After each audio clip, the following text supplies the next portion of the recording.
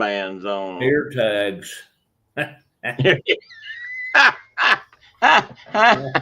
if you figure out how to put an ear tag in a chicken, I want to know about that. We'll patent that, buddy. We'll get that patented. That'll be. Well, they make leg bands, and my wife bought some plastic leg bands one year, and I'm sure it was me. Oh yeah, I'll band those chickens tomorrow or whatever, and then I put them in my pickup truck, and you can't they were never seen again. They're in the back of your pickup truck with my coat. No, your coat's. I can see your coat from here. Is somebody getting good use out of it? No, it's just hanging there in a spot of honor. Pride of place. Good morning, Chuck. Good morning, Chuck. Yeah, Chuck and Tina have had a rough time lately. I'm sure we'll talk about it here in a few minutes. One of the hounds got out and got injured badly, and they've been trying to. Oh no! Tagging chicken ears. Tina, we just decided if we can figure out how to make tags for chicken ears, we'll make a fortune. I'm sure that's a market that has yet to be tapped. Everybody's been looking for an ear tag for a chicken for years.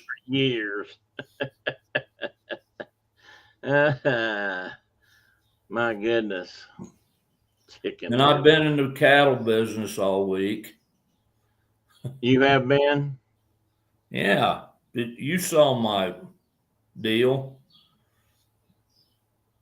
I ended up in the river. Oh yes. A few days ago. Not on my. I didn't choose to end up in the river, but that was the way I could escape. Oh yeah. Oh, that's right. The two big muley bulls that came to visit me, I was trying to move them with Hank, and they decided they didn't want to be moved, and I'm like, with Hank or otherwise. I used to be able to run around them and get around them, and you ain't as quick as you used to be. I was like, this is not happening. They're gonna kill me right now. I can tell you right now. They were big old ginormous, like 2,200 pound Black Angus bulls, which are not friendly to begin with. No, not in my experience. And they fight. Anyway, they were down there on the river, and I tried to push them back across the water gap the way they came in. I assume those are on. They did not want to be pushed, and they decided they'd push me. And I ran about 10 yards and was like, they're going to kill me. And I just jumped in the river up to my waist, and they let me. They stood there and bawled and pawed the ground and. I'm surprised they didn't just come on in after you. And then the next day, you asked me if I was getting in the cattle business, and oh well, yeah, I had a little bitty skinny heifer that I'd never seen before. I don't know where she came from. Oh, she shouldn't have been in the pasture with the bulls, but she must have been. And these are some of Arnie's bulls. Yeah, he's got a pile of them. We had a young bull on us week before last or last week, and he was a surly little devil too. But I touched him. I like put my hand on his head and like moved around him, and he spun in a circle, and I slapped him again. And I'm like, okay, I'm done fighting bulls today. because he So wasn't that's going to move either. You can move an Angus bull anywhere it wants to go. yeah, try where it wants to go. Well, you said that, and I thought you were talking about the same bull. So that was a whole different No. These were too big. That bull was yes, like Tina, it's a hurt, so I tried 2-year-old. to wrap it. Yeah, that first bull was like a 2-year-old, and he broke down a bunch of my fence and got in with the cows. And then, because that's what some young bulls do. yeah, and I tried to keep him out of there. I called Arnie and said, "Hey, dude, I have one of your bulls, and my property's in the middle of his property, so they come across here up the river usually, and then go about their business." And he knocked down fence and got out, and Caitlin and I fixed fence. And then these two bulls, 2 days ago, they were, 5 or 6 or 7-year-old bulls, big bulls, real bulls.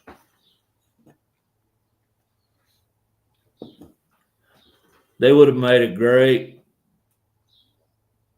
pile of hamburger. Angus burgers, no less. No, I'm sure, yeah.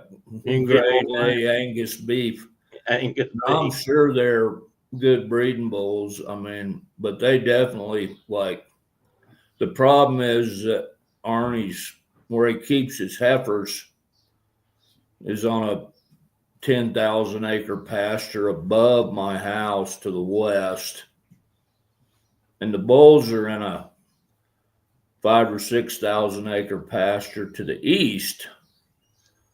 And so the way the wind blows, they smell those cows when they come in season and wait, and they're like, okay, time to migrate.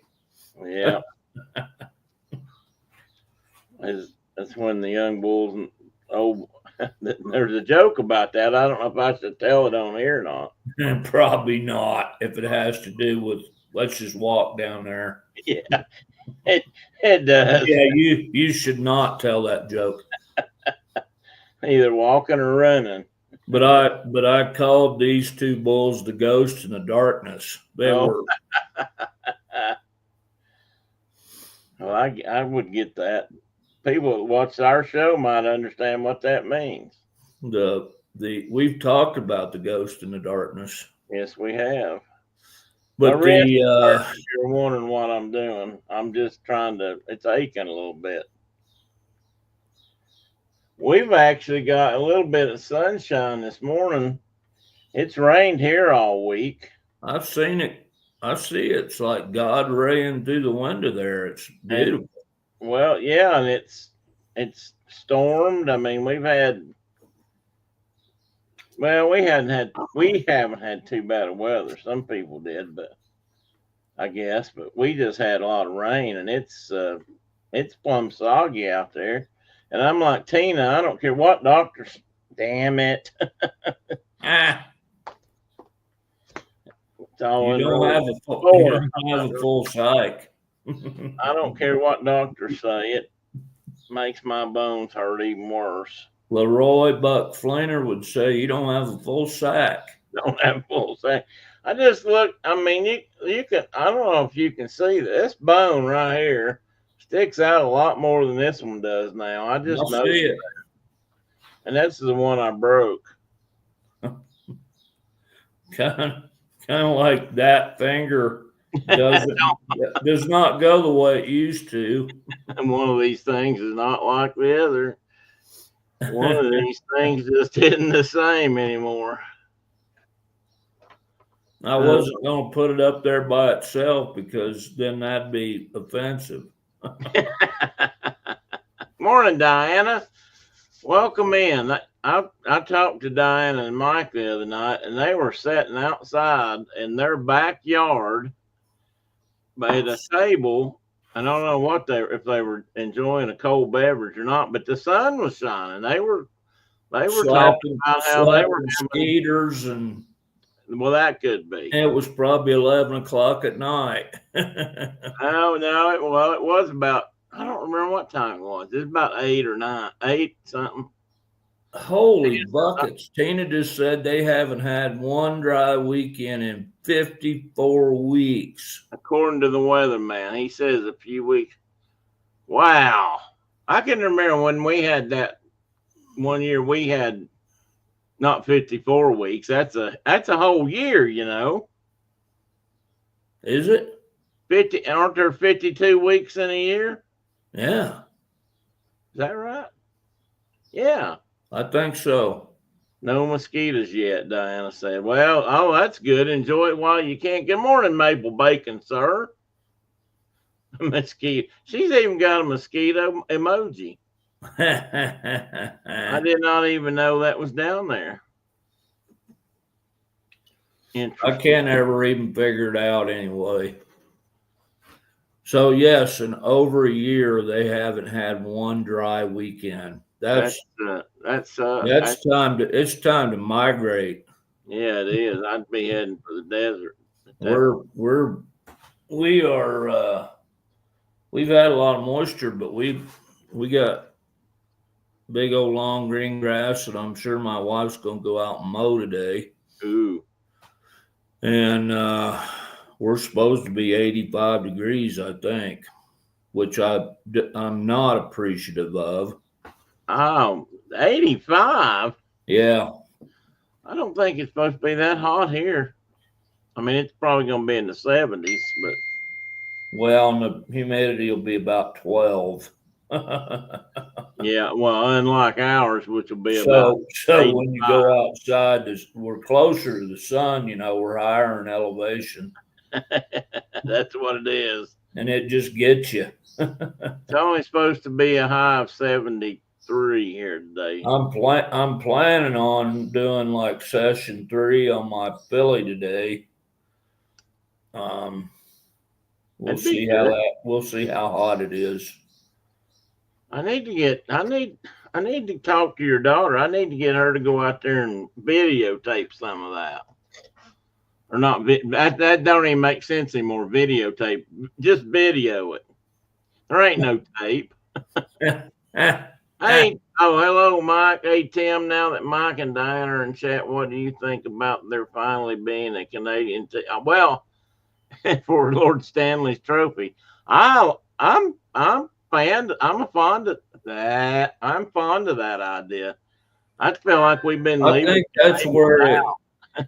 that's where it should go. Don't tell my buddy Danny that I said that, because he's a psychotic Blackhawk fan. But oh no, I tell you what I did the other day. I went to the public library here, which was, I'm ashamed to say, it's the first time I've been in this public library. In fact, the first time I've been in a public library outside of the university in a long time. But anyway, the lady behind the counter. Huh? Is that Fahrenheit, Diana? She said it's supposed to be 91. Wow. So this lady was standing behind the counter desk, and she was very friendly and introducing me to the library and all this. And I noticed that she had on a Florida Panthers shirt, and I stopped her mid-sentence. I said, "Are you from around here?" And she said, "Yeah." And I said, "And you're a hockey fan?" She said, "Yeah, I am." And she started pointing at her shirt. And I said, "Well, that's why I'm asking." I said, "I just don't run into that many hockey fans that are locals." And I said, "Why in the world would you be a Florida Panthers fan at that?" And the Panthers are the other team in the playing for Lord Stanley's Trophy. And she proceeded to tell me that her and her husband had always been Dolphins fans, and then they were Marlins fans when they got a baseball team, so they were just kind of naturally. And the Panthers are in Miami. And I said, "Well, just tell me one thing." I said, "Please God, tell me you are not a University of Florida football fan." She said, "Oh, hell no." He said, no. She said, we don't go that far. I said, good. You had me a little worried there for a minute. She was not going to be. She was not going to root for Florida. Oh man, she almost got offended by that. I think. Dang, my wrist is hurt. I don't think Brenda. I'm beginning to think Brenda's not going to make it today. I was talking to her when she's been out in the garden. She's in her garden. She's been working flowers, pulling grass, and she had a fall last week. I don't know if we've told you about that. Yeah. Not. I don't know. She fell off the back porch. Fell off the back porch. So we finally got her in. I finally got her into the doctor, and they thought she had broken ribs. Oh, great. But instead, they decided she went and got X-rays, but they think they're just badly bruised. But that's been, that fall was 3 weeks ago now. Yeah, it'll take. I took a tumble on the stairs, on our outside stairs on our back deck. Golly, it's been 2 months ago now, and I landed. I mean, it was just one of them kind of Forrest Gump falls. I just landed flat on my chest, boom, on the board. Hold that thought, right across here, and it still hurts. Yeah, I mean, well, then yesterday I didn't know. I've had lots of broken ribs, but this one was like taking longer than I think they did. Ribs are so painful. Anyway, she fell again yesterday, so she's been really sore, and last night she was hurting. So I don't know. She may not be fit to collabor today. I don't know. For decent TV. So Chuck and I were talking. Edmonton and Sunrise, Florida, are probably as far away as you can get. You know what, Tina? I bet you're right. I bet as far as hockey teams go, that in the NHL at least, I bet those are probably about the two furthest away teams there are. Well, maybe. Hey, are you going to make it in today? Oh, yes. Sorry. Okay. All right, bye. Tell her never to apologize. Anyway. It's a sign of weakness. That probably is. See, I'm starting to say Seattle might be. Yeah, don't ever apologize. Seattle might be further, but no, probably not. I'd say Edmonton is about as far as you can get. I'm excited for you here as long as the Sabres and the Bruins are out and even the New Jersey Devils are out. We're just spectators. Yeah, I had to accept that the Preds weren't going to be in the playoffs this year a long time ago. And no matter how hard I hoped for it, it wasn't going to happen. So I'm just kind of, and I just, every once in a while, I mean, it seems like to me, it just got to where there wasn't a lot of Canadian teams that were in there. What are you laughing about, Mark? Tina. No. It's just marking time. Well, and that's why, like this week, I was so careful to jump out into the middle of the river up to my waist because I didn't need one of them big SOBs to hit me in the chest. It makes me think of a scene from The Mountain Man where they're standing in ice cold water and getting too old for the mountains, Bill. No, and it was like refreshing, I bet. In a I'm gonna steal a line from the Honorable Gus McCrae. Okay. And say it shriveled my pod.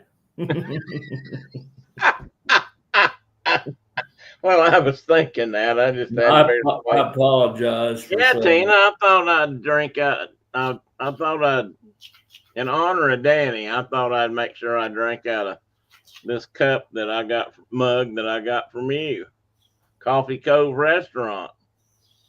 Or Yeah, Coffee Cove Restaurant. I thought it said something else on this side. It got a Thousand snow dollars. goose on it? Huh? Has it got a snow goose on it? No, well, it's no, I don't think. Well, I don't know. It's just a silhouette. It got kind of a long tail. It's like a pintail or an old Yeah, squaw. that's what I was thinking, but it really isn't that, definitive. Now on the other side, it has a sailing vessel. Nice. They sent me two of them actually. I don't have the other one up here. It's down at the house. But since I'm no longer drinking Death Wish,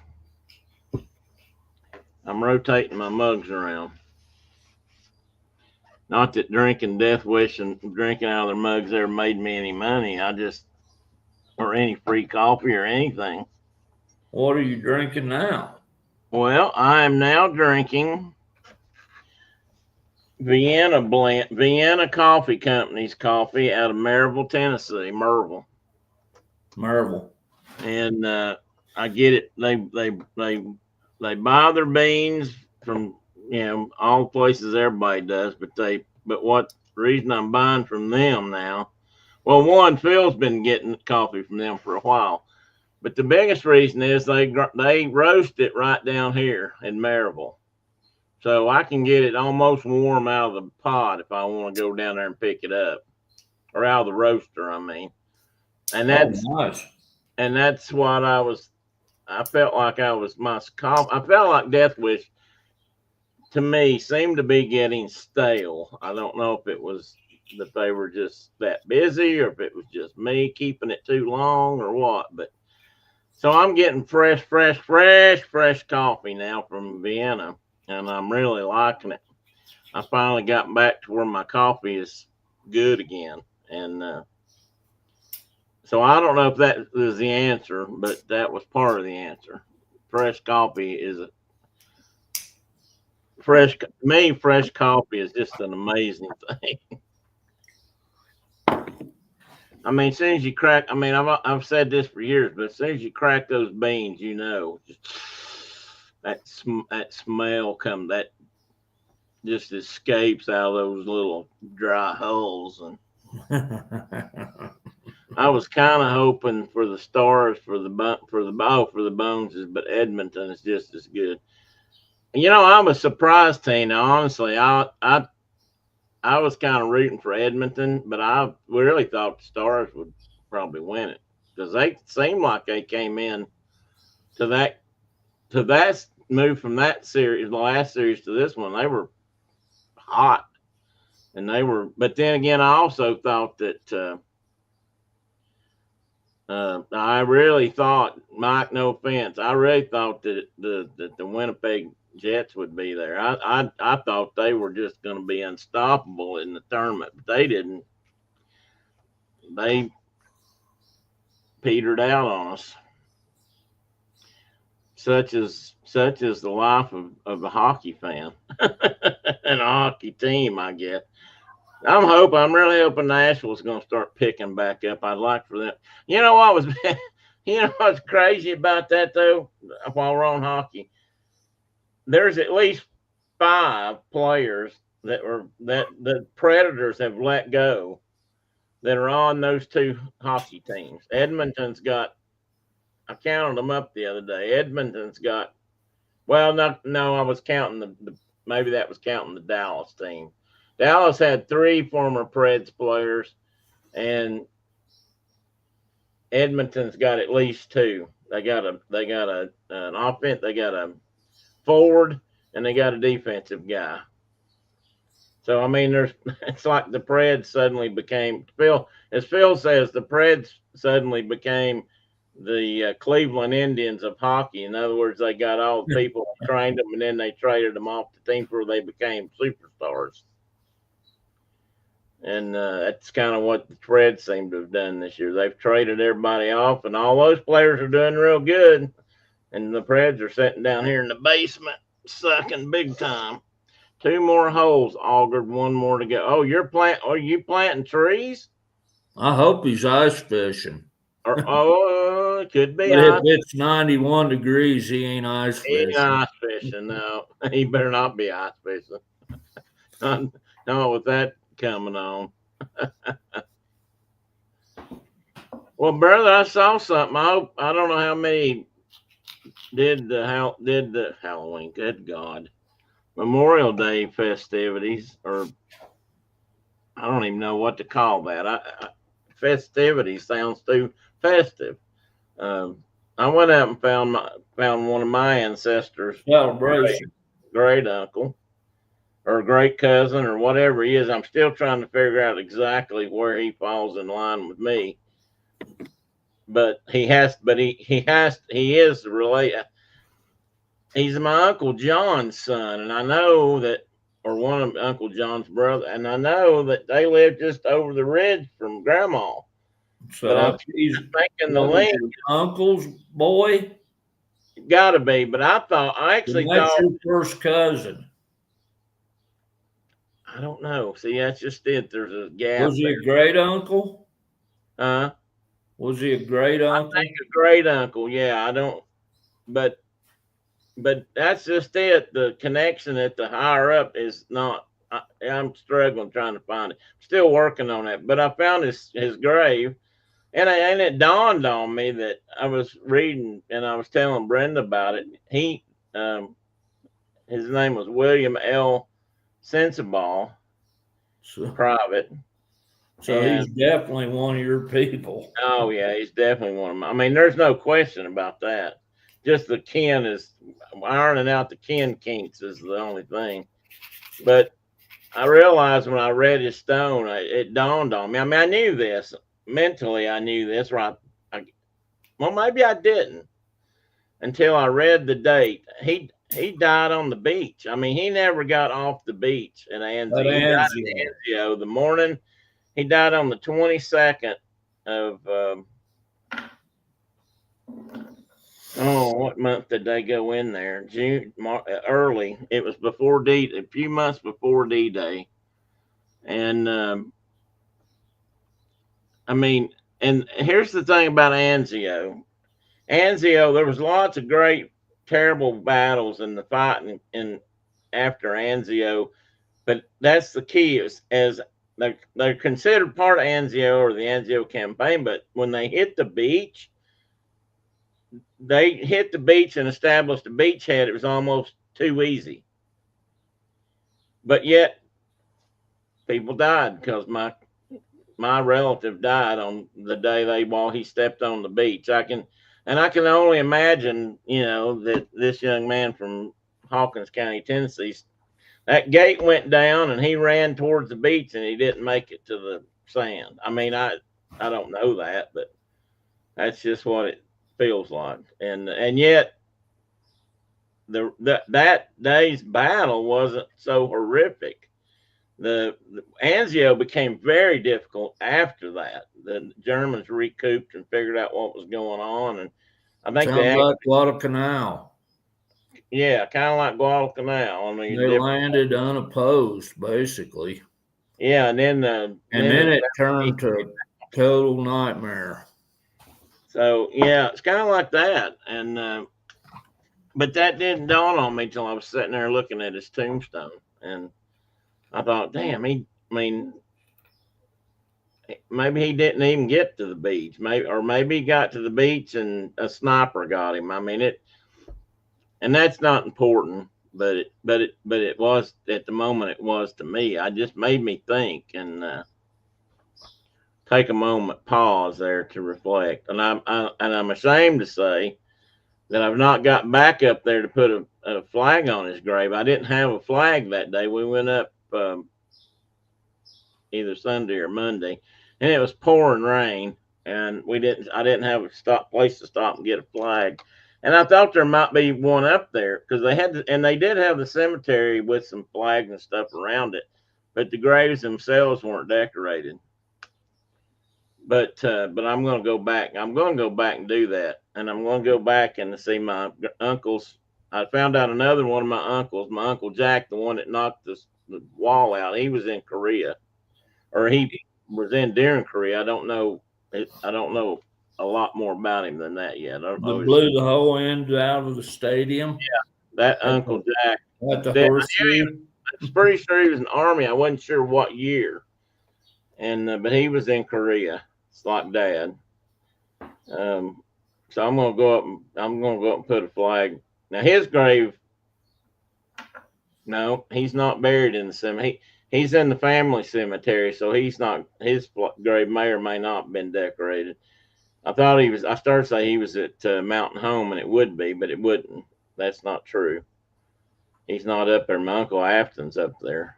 I know that one for sure. Anyway, it was a dreary, miserable day when we went over and looked at the. So I'm gonna go back and clean the stone off a little bit and take a better picture. A lot of men never made it off the beach, but they still fought. Oh, absolutely, Tina. I guess, and I'm not trying to make a lot of that or anything. I mean, it's horrible. I mean, it's war, but Anzio is just such a, like Mark said, it's kind of like Guadalcanal. They thought the landing would be bloody and awful, and they weren't sure if they'd succeed, and that part worked. And they established a beachhead with little or not a lot of fighting, and then the Germans recouped, and then it became really bad. But even beside that, it still wasn't a cakewalk. Men died the day men died at the landing, period. No matter how relatively easy it was, they didn't all make it. So, and he was one of those. Well, it just those thoughts. I mean, to me, those thoughts are just well, they're my thoughts, I guess. But I don't know. It's just. It's like looking at Utah Beach and Omaha Beach. Utah Beach was relatively uncontested compared to Omaha Beach was a bloodbath, an absolute horror. And that's how Anzio was. It was relatively uncontested. But I mean, Teddy Roosevelt's son, Teddy Roosevelt Jr., still won the Medal of Honor because he let his boys in. He was a general, for crying out loud. He let his boys in at Utah and won the Medal of Honor because of, I mean, it was not totally uncontested. Right, it still wasn't a cake. Yeah, but it was a lot, relatively speaking, it was lighter than what they had to do at Omaha. True. Or at Sword or Juneau or. Well, now I'm going to back up a minute. Mike, we didn't finish discussing these holes. We did figure out by deduction, Mark and I figured this out because of 91 degrees, you're not on ice. So what are you planting? What kind of trees? What are you putting in the ground? How big an auger are you, or what are you using to dig said holes? Brenda's got a little auger she puts on her drill, which I'm going to have to buy her a bigger drill because she's going to wear the one she's got out trying to drill holes in the ground. But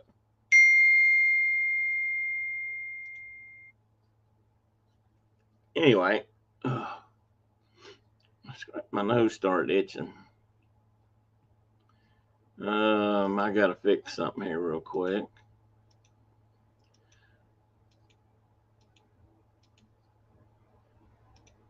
I have worked for 2 weeks. I don't know who else is in here redoing a section. Oh, fence posts. You're not planting trees. You're putting in fence posts of some sort or another. And you're augering holes for that.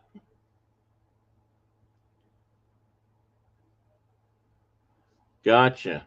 I wasn't even thinking about a fence. I'm going to go ahead and start setting my slideshow up because there's a lot. I got a lot to it, of course.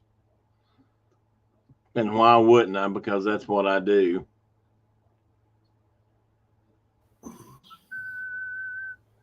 You know, I'm working on my show, setting up the show here, Mark, while you were away.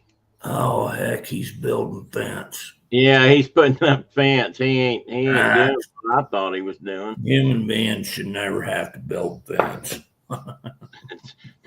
Diana said, neighbor piles crap up against it and lets his gate slam in the wind. Gotcha. Neighbor, that's the thing about fences and neighbors. You can either make good neighbors or they can just prove they're bad ones. So we are legally in our state a fence out state. Fence out state. Yeah. So if you got neighbors that have livestock and you don't want them on your property, it's up to you. You have to fence them out. And it's been that way since statehood, maybe before that. I don't know what it is back here. I'll have to look that up. And it's pretty common in the West. I don't know if it's common back east, but it's very common out here. And if you don't want your neighbor's cows grazing your property, you got to fence them out. Doesn't apply to town. Town people are different than rural people, but Colorado and Wyoming are examples of fence out states. In contrast, in a fence in state, Tennessee is a fence in state. How about fence in state? So I'm not too surprised by that, but we have some other things that are kind of. We used to have to deal with some of that with TVA. It had issues with fencing in and out, and that was one. That actually maybe that makes sense now, because people had a bad habit. They like to put their fence over on us a little bit, for one thing, and so they were supposed to be keeping their stuff fenced in their property, and they were letting it run on our property. So I guess that does make sense. I'd be happy if it was only cows coming into our yard. Oops, it's something else. Well, if would be happy with cows, I can't imagine what it is that you're unhappy about.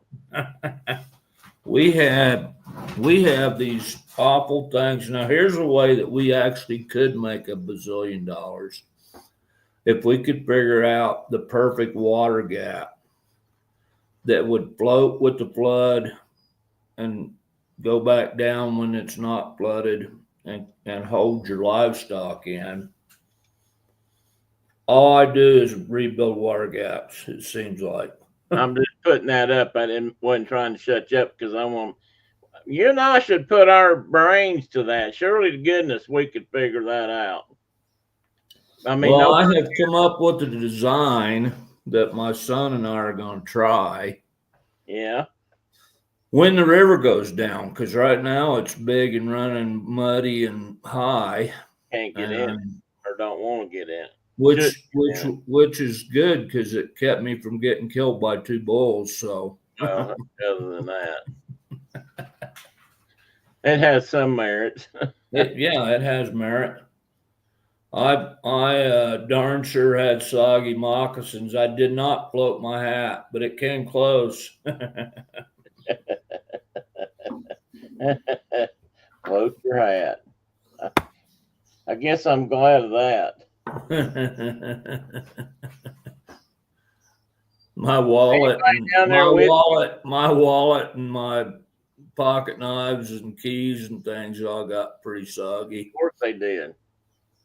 Was anybody down there to witness this, or were you all alone when this happened? Well, the 2 bulls watched it. Well, besides the bulls, I'm not counting the bulls. Two leggers. I was all by myself, dude. Oh man, and there you were standing in. Yeah, there would have been probably photos taken if I'd not been alone. Well, that was partially why I asked, but that safety was my first concern. I took pictures of the bulls afterwards when they calmed back down, and one of the bigger of the 2 laid down, but his buddy's still 2,000 plus pounds, and he's only got 1 ear. So he's a nasty looking devil. That's not in this case, Tina. That's not the real problem. The problem out there is it's just it's one flat ground to another flat ground. It's just that they come over on his and eat his hay and run over and make Mark jump in the creek.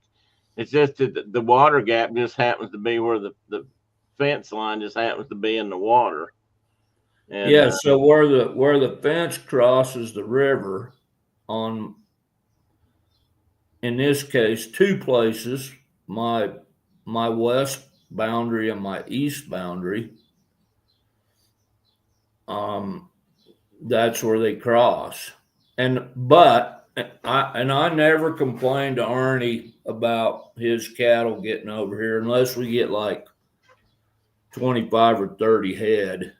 Then they're starting to impact my grass. But if it's just a couple of bulls or something, I don't care. Because certainly my horses do the exact same thing and go down on him. So, of course, we're just neighboring. It's just good neighboring. yeah. I always call him and like, hey, like, there's two bulls on me and they're heading towards your heifers. Do you want them there or not? Yeah, in your case, it's more just of an information, so he knows where they are. Yeah, and I try to get ear tag numbers and things, but these two guys, neither one of them had ear tags in. One of them is missing his entire right ear. Really? Oh yeah, he looks like the devil, man. He's probably an MS-13 gang member or something. Some kind of. He's got a great big old brand on his side, which he legally has to have, but his ear tag numbers are gone because, well, he's just been fighting and whatever. I saw a little video. Ripping an ear off would make you surly. Yeah, I would think so. I wonder if some critter ripped it off. I doubt it. He's too big. He probably got to fighting with somebody else and injured it bad enough that it just eventually fell off. They could have got infected or something when they marked it. I watched a short video a while ago of Ryan Dirt Eater. He and his wife were on the farm, and she's a character. And he's a character too, but she's funny. But he was out in the field, and they've got three registered bulls or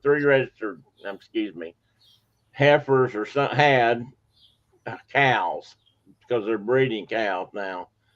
And they dropped three new calves. He said, and they were out in the field weighing them. He picked them up to weigh them. He had a scale, and but he marked it and he put a big old ear tag in its ear, and that ear tag was about the size of its head.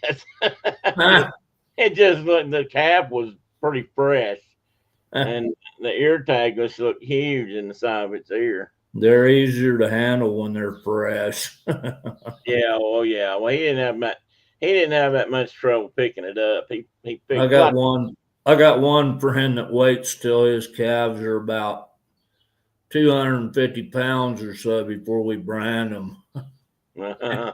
And that's miserable. Well, you wouldn't want it to be too easy. You go through a lot of ponies on a day working for that guy. I bet. It's dragging calves and everything. It's absolutely miserable. And the kids, it's like, okay, wrestler boy, because everybody out here wrestles. It's like, okay, young man, flank that calf, and we're going to put a brand on him. That's another one of those places I never get off my horse. Nope. I'm old enough. I earned that right. So, right. Well, let me back up one more minute. I'm going to start my slideshow, but I was going to say, the other thing I was going to mention, I saw the thing Lisa sent out, and your dad, I guess, gave a short speech. I don't know where that was at. Was that at a military cemetery up there, or No, so they have a military. I don't even know what you'd call it. It's a monument okay? that all the men from Jackson County have been Who've been to war? that have been to war, or they have. We have that You here can too. like they have bricks in the sidewalk. You can buy a brick Okay, with your relative's name on it, and Dad's in that walkway, and my grandpa is actually on the big stone monument. They have a great big giant stone monument. We bought one for Dale. Dad's bought one for Dad. so one's living, and one mark is living, and one mark is past, basically. Well, all the guys on the big monument are Civil War to World War II guys, and then the Korean, Vietnam, and sandbox vets are all in the walkway because they weren't going to put up like a whole nother ginormous monument. Yeah, right. Gotcha. Anyway, it's a pretty cool deal. Yeah, And, most of the and the counties. guy that runs the VFW in Jackson, like, asked Dad, like, and he's a Marine too, much younger than Dad, but he Right. asked Dad, he's like, I want you to write you up a speech and talk about the fellas. Speechify. And Dad was pretty choked up through most of Yeah, it. I was surprised he got. I mean, I actually I was having a lot of trouble hearing him because the wind was bad, The wind was bad, yeah. and but I could tell he was having a hard time with part of it. He Yeah. talked about his three fellows that didn't make it home. And that was 3 guys he joined up with, right? No, these guys were his boys when he was there. on Okay, his second tour. Gotcha. Doc Welch, and I'm ashamed to say I can't remember the other two. They were both Marines, but Doc was an Navy. I mean, you weren't there, so I'm sure you've heard them lots, but still. Yeah, I just disremember their names, and I apologize for that. I was also not shocked or anything like that, but a little.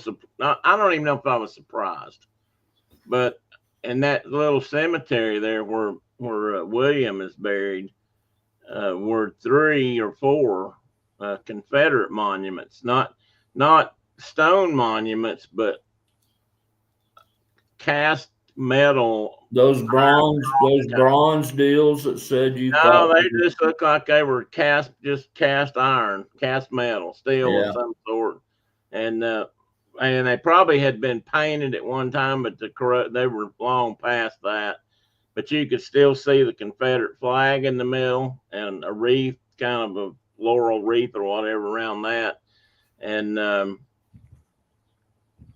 it didn't have a lot of information on it. But what I found out was that's called a Iron Cross of Honor that they put on graves, Civil War veterans.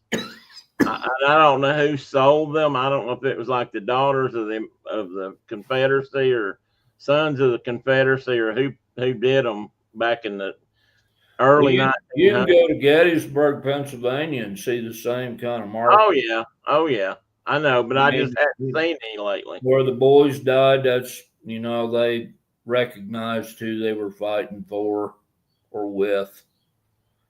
And anyway, so like I said, I wasn't that surprised. I wasn't shocked. I knew there were Confederate soldiers buried in this area. I just didn't think about it. And Dave's here. It's party time. Where's the donuts?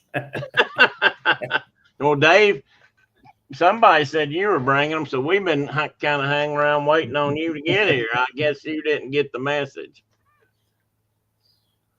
And may I take a moment just to acknowledge how gorgeous that bird is sticking its head out of a hole? Yes, you may. You're That going to see some other ones too. That are, my favorite little bird, I've read. medium-sized bird. Yeah, they're so cool. And they come in gray and red. and kind of brown, actually. And kind of brown. I got pictures of all of them here. I'm gonna show them all here in a minute, I think.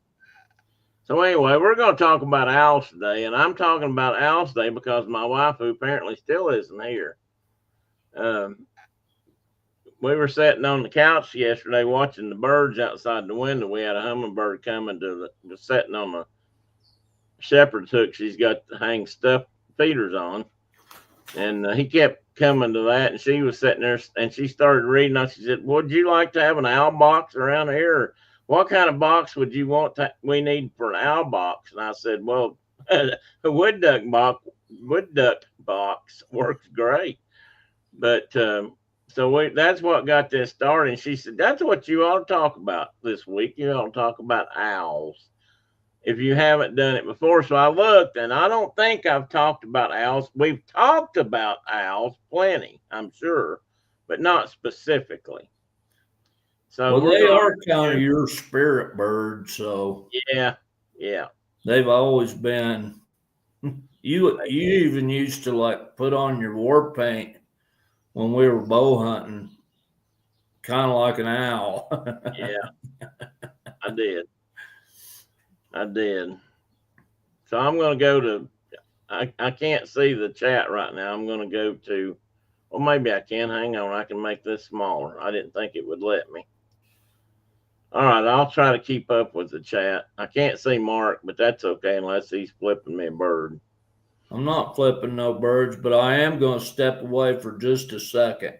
You go right ahead, and I'm gonna start talking because you go ahead and start talking owls. I got the regular business to go through here, and again, guys, I've been messing with my screens, so I'm using a different, bigger font and a different style font, and I don't know. The colors are still hard, but so I don't know what it looks like on your end. You have to tell me if you can see them well or not. Owls are very cool, Tina. They are very, very cool. They're such neat birds. So consider subscribing if you haven't. Everybody here is probably, I'm sure is. And leave a comment. Would be nice.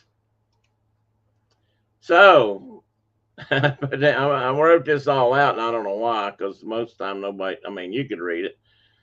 For the record, this show was Brenda's idea, well, more or less. We were sitting on the couch watching the birds outside our front windows, and she was flipping through something on the internet looking for nesting boxes of all kinds. When I did wildlife biology stuff, as I've told you guys before, we monitored wood duck boxes in some of the areas and wetlands around our reservoirs. It's something that started years ago when wood ducks were on decline, and they're just kind of leveled out. I don't know if they've increased. They have in some places, I guess, but that's all because of hunting regulations more than anything. Hey, boom, dude. Are they good? We have them here to even. Oh, well, cool. Well, anyway, I used to find when I'd go out and check those boxes in the spring or late winter, I found screech owls in them on a regular basis. And even one year I was a little bit late getting to some boxes, and I found owlets in them. That was cool, really cool. So what was really kind of fun about that is I had students sometimes that would go out with me from high school age up into college age, and if we found the screech owls, I would usually get them out. If they stayed in the box, some would come right out of the box as soon as I opened it, but a lot of them would just stay there, just calm as you can be. And I could pick them up and just hold them, and I could show the students and whatnot, colors and different parts of the bird, and then I'd let them fly off. And what was funny was about 9 times out of 10, they just flew to the next box. They didn't even bother to fly off. They just moved a box or two down the aisle, down the creek, and there they were. But so I told her we could just put up a wood duck box, but I'd like to put up a barn owl box also back here, and I'm going to talk about that in a minute because I learned when I was researching barn owl boxes when I was at work years ago, some interesting things about that. So here we go. And I got thank yous to all the people I borrowed information from: Sibley's and the Audubon Community Nature Center, the Owl Pages, and I got them in there twice. Anyway, those links probably don't work for you, I know, but you can copy and paste, and but you can go to Sibley's and find all kinds of information. There's a whole world of information out there about birds and certainly about owls. So we're going to kind of go with it.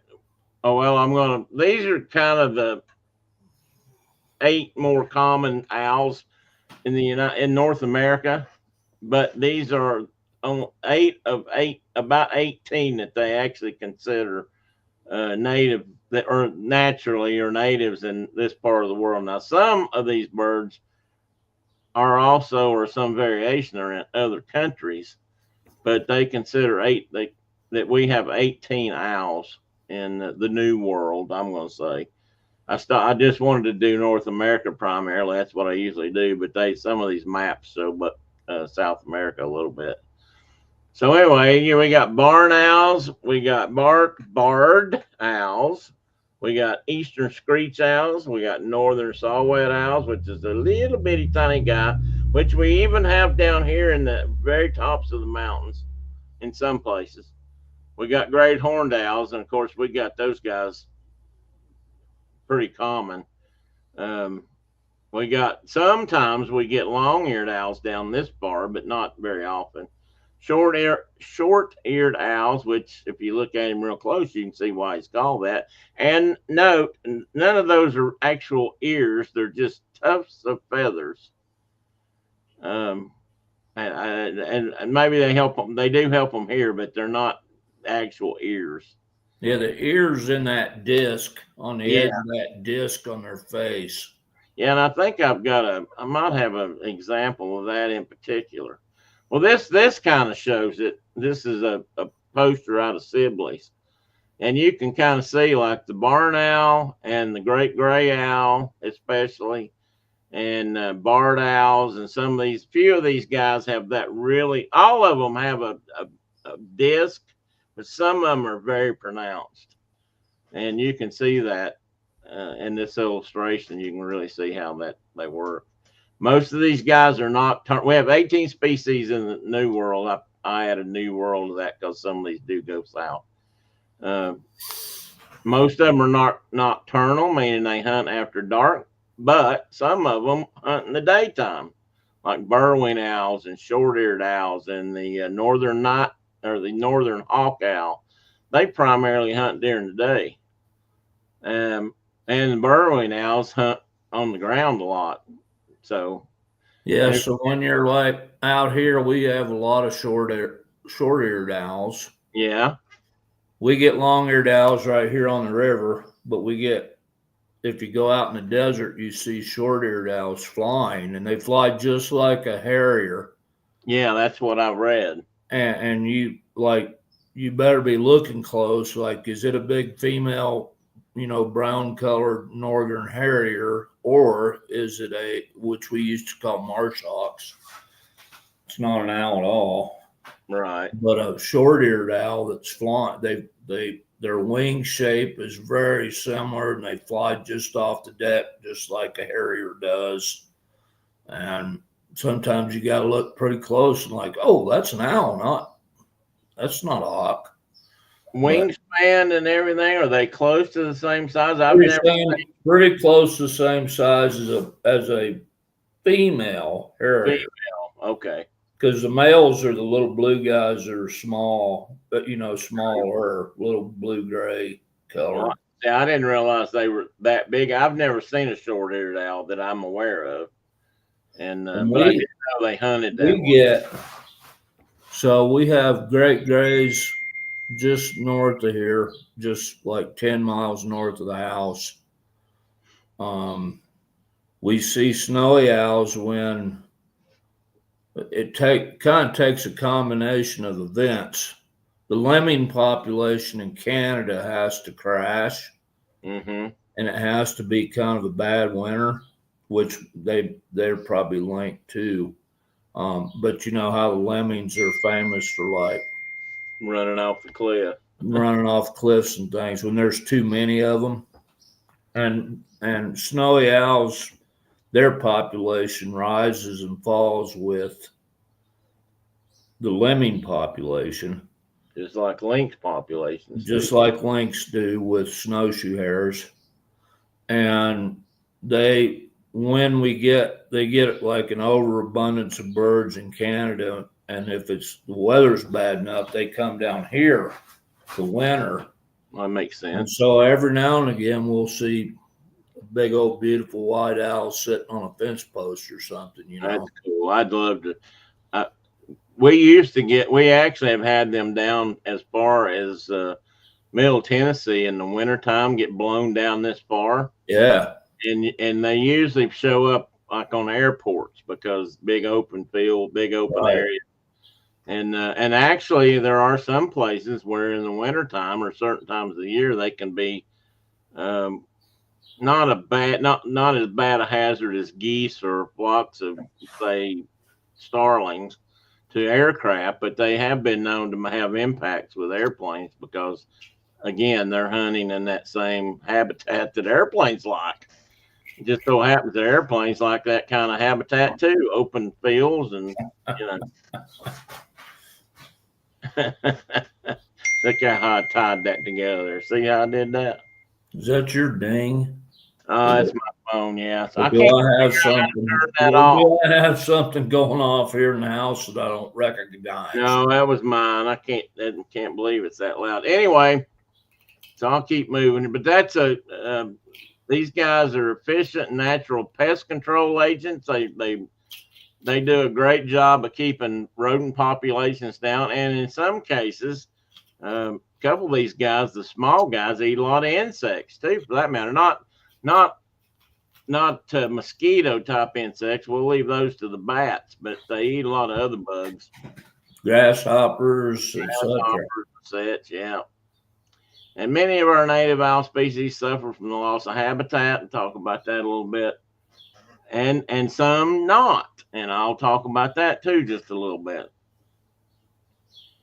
Oh, the other thing I wanted to talk about was one of the things that makes owls such efficient hunters is the fact that they're silent when they fly. They don't make noise. Most birds make a noise. They flap their wings, and if they get close enough to you, you can hear them. An owl can glide by you, and I tell you, you cannot hear it. They just go right by, or they very little hear. And a young lady by the name of Krista, I know I'm going to butcher this name, LaPayne, did some research. She was out of the University of California, Riverside, and these are some photographs and some close-ups of the wing feathers. And these, what did she call them? Maybe I didn't put it in here. But I almost said these wings feather out. I guess that is a good word. That's why we say things feather out. But these fine feather tips of the feathers, the way they are, soften all that noise and makes them they can sneak right up on stuff in the dark, buddy, or when they're hunting. And they can be flapping their wings and you still can't hear them. You don't hear them. Yeah, I know. It's amazing. So we're going to go I taught my grandkids how to like identify owl feathers because we pick them up in the yard all the time. Oh, that's cool. Yeah, I never thought of that. That's good. Like, just look at this feather, and if you see that little fringy edge on it, that little feathery fringy edge, they just you can't hear them. They're silent flight. Well, you've got those big birds that nest right there in your yard. That's cool. That's cool. I don't know that I don't know that I've ever picked up an owl feather, and if I have, I may not have thought to look for that. So anyway, we're going to kind of go in alphabetical order. Barn owls. I think barn owls are really neat, and but you know they're just like everything else. They have issues up and down, and right now they think they're trending up over what they were years ago, partly because there's grasslands and things out there now that are somewhat protected. And there are a lot of people now that are aware of what barn owls do for them in the rodent control population area that are actually encouraging them to nest. There's always the threat of habitat loss. You know, if you go through there, literally, if you knock down all the barns in a county and put up houses, that's going to affect barn owl habitat because they do live in barns and other buildings. They also have a problem with vehicles. You see them hit on the road. I see them hit around here occasionally, land on the road, and because they cross from side to side and cars hit them. And we have that with great horns and bards too. Um, Besides their excellent vision, though, these guys go back to that hearing thing. These guys have extraordinarily sensitive hearing, and they're able to locate game out at a great distance. And they believe that they are the best at that of any animal that's ever been tested. I mean, they can find a mouse beneath 3 feet of snow. Yeah, I've seen great gray owls like dive into a snowbank and come out of there with a bowl or something. I mean, you'd think, how in the world would they ever? And they just sit there and they tilt their head like this. They'll be sitting there, and then like, okay, time to strike, and boom, Boom. And I've never seen one of them miss. Barn owls are actually pretty widespread as far subspecies are in South America, North America, and Europe. If you look Africa, yeah, into Africa. I mean, this is the most widespread creature on the planet. Yeah, it has to be. Now, if you look online, in fact, and you just type in, if you just start looking for barn owl information, you have to watch and see because a lot of times it'll be from the UK. When I started looking for nest boxes specifically built for barn owls a few years ago, the first places I found were actually out of the UK. So it's interesting. I also think that they have some of the ugliest owlets or chicklets I've ever seen in my life. They remind me of something out of a cartoon years ago that I guarantee you that some guy saw this and then drew those creatures. Because I've seen that face. I mean, that's a face only a mother could love. But they get better. I mean, look at the lower picture there, shows some really fluffy ones, and mama or dad's got a mouse in there or some kind of vole or something in their mouth, ready to feed them, so they're ready to eat. Anyway, that's a barn owl, and the other thing I found the neatest boxes I found were actually made by a company that was specializing at that time in making nest boxes, barn owl nest boxes for vineyards out west. They figured out that if you keep these guys around your grapevines, they take care of a lot of the rodent problems. Apparently, there are a lot of rodent problems with them chewing the vines and killing the grapes and all that kind of stuff. They found that barn owls are one of the most efficient ways to take care of that problem.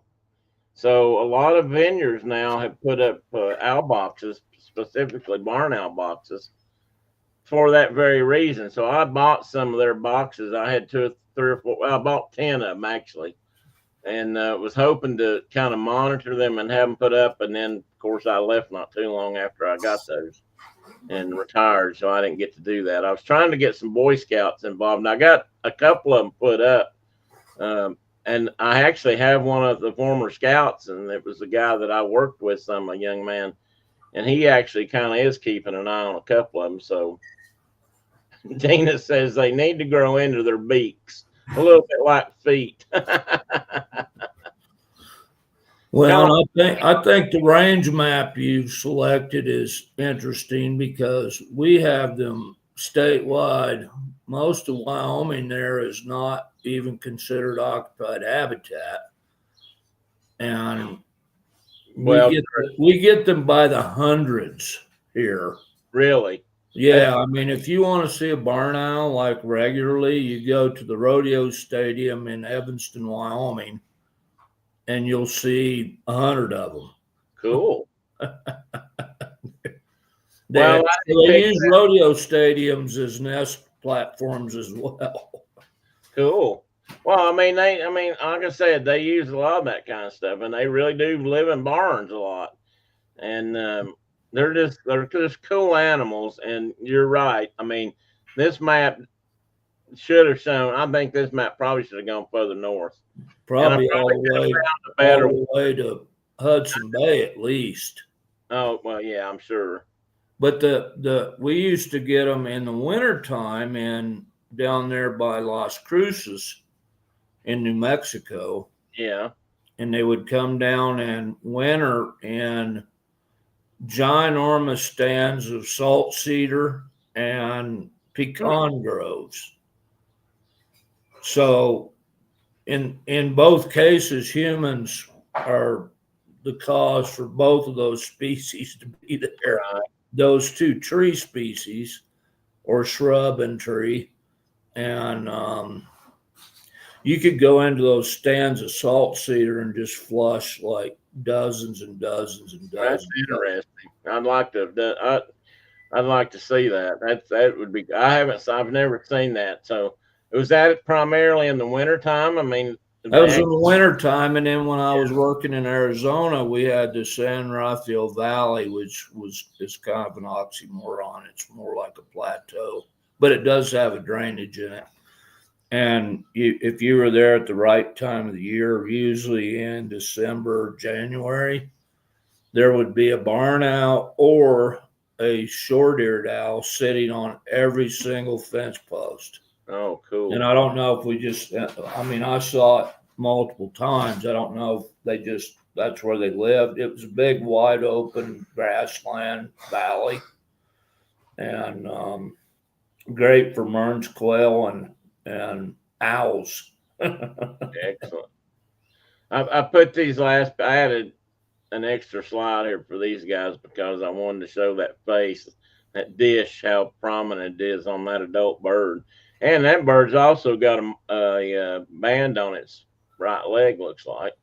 The lower picture is, of course, one with prey in its talon and carrying it back to eat somewhere or share with somebody.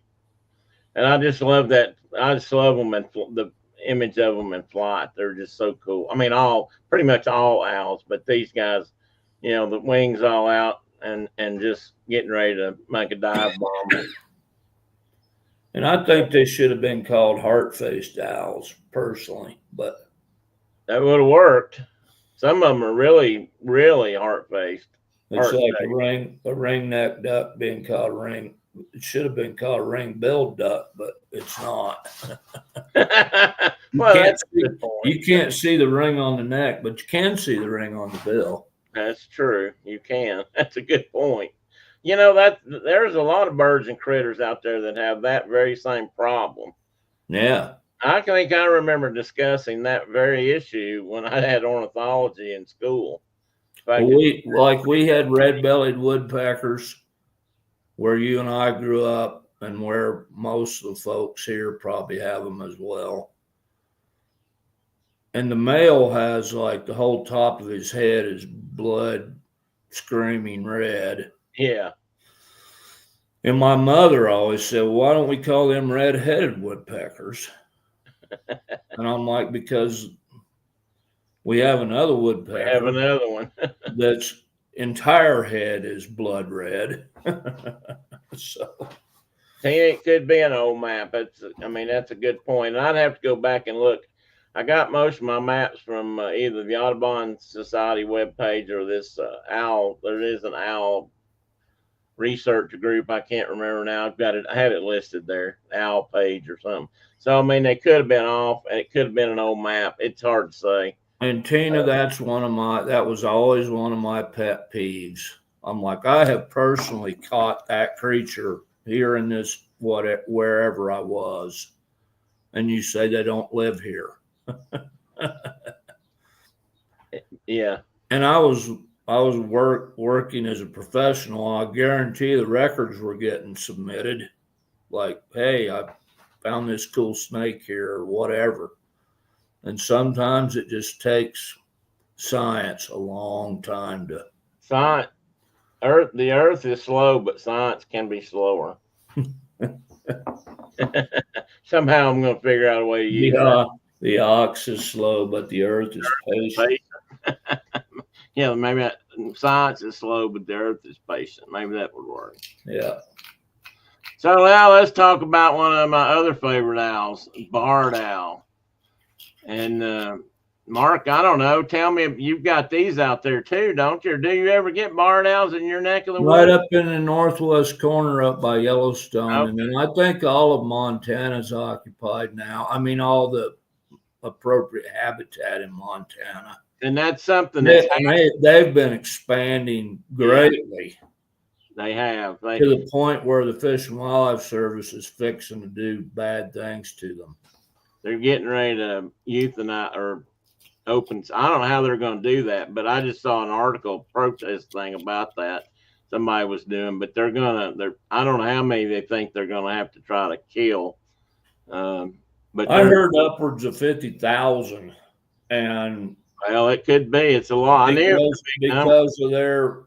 Because they're viewed as a threat to spotted owls. Spotted owls, yeah. And the problem is they look way too close to each other in appearance, and they're very similar. It's going to be tricksy, I think. It is. It's going to be tricksy, and because part of the reason they've expanded is because as man manipulates their habitat by timbering. Yeah, it ain't because they were transplanted there. They just have moved just moved out there because the habitat's there now. And it's kind of like we have coons in Wyoming and possums in Wyoming. We didn't have them historically, but we have them now. We have fox squirrels in Wyoming. We never had them. Human beings have made it so that those species can live here now, but they're not brought in and like, oh, we're going to feed the turkeys or whatever. I hear that kind of crap all the time. Yeah, well, I've heard that before. Well, they brought those brown ladybugs in to feed the turkeys, whatever. Anyway, give you an example, kind of what he's talking about and why these kind of rumors get started. We now have coyotes all over the country. Now, a lot of that is because of they moved. They've got 4 legs and they've traveled. But there were also coyotes brought east and transplanted into areas in this part of the woods because people wanted to chase them with their coon hound or their foxhounds. Coons and foxes were scarce for a long time. But they got here all by them. I mean, they got there. Well, they did, yes. All by their lonesome, eventually. My grandpa shot one in 1950 in Ohio. Really? First one ever documented in the state of Ohio. I have a photograph of it. It was the mangiest looking coyote I'd ever even seen it, but it was going to the chicken house. Yeah, well, you didn't mess with Grandpa's chickens, believe me. When I was taking feathers out of their tails to make war bonnets, you didn't mess with Grandpa's chickens. Because you're messing with Grandpa's breakfast. Because you might get your butt whooped. Anyway, the barred owls have just kind of naturally expanded across southern Canada and in the north tier of the country.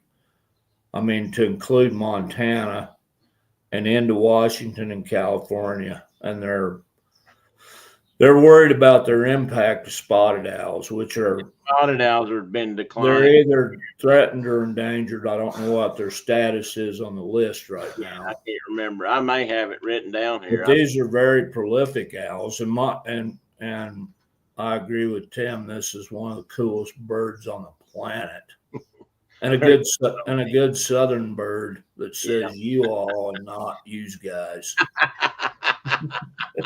This bird is famous for its call because people say it sounds like "Who cooks?" Let me get it right. Who cooks for you? Who cooks for you? Who cooks for you all? And I don't know who the first person was that ever said that, but I know that Seaton said it in one of his books. I mean, it's in Two Little Savages, isn't it? I think so. Pretty sure it is. But anyway, it's they're kind of famous for that. But they're a big bird. I mean, they're probably this. And they're so fun to mess with and Yeah, call to. they talk and they make some of the most amazing sounds. Like I mean, monkeys. They don't just hoot, huh? They sound like monkeys in the trees. They sound like monkeys. They really can. I've heard them go. I mean, they sound like they can just, and they get started, and they almost like they get too carried away, and their vocal cords outrun their brain or something. They're making noises. It's amazing. Yeah. And I walked into a bunch. I walked into some down. Actually, they were along that. I don't know if you ever did. When we lived in the apartments in Knoxville, in student housing, there was a trail that went up along the creek and actually went all the way over to the campus, UT campus. It was 2 or 3 miles or 5 miles from the house. I'm not sure, but it meandered along a urban city creek down through there. And I walked down there one day, and right up in the tree was 3 barred owls sitting just, happy as you please. I thought that was so cool. These guys are, here's some in a nest box. They also like cavities, big cavities or the tops of trees, but you'll see in a minute why. Well, not why they're in, but you'll see how they look so much like spotted owls. I mean, they're just so similar. I'll get to that, of course, in the S's. Then we get far north, and we have boreal owls. I can't say that together. They think there's about 1,700,000 of them out there, maybe. But those are all rough estimates. I don't know if they've ever actually done a study to try to count. I don't know how you count these little guys. Well, you and I were kept up all one night in a tent in the Sierra Madre Mountains in southern Wyoming by this species. Remember the owl that was sitting over top of the wall tent and calling all night long? I don't know if I've got a call. I don't know if I've got vocalizations for these guys or not. I kept some of the websites open because they had vocalizations. Let me see if I've got this one.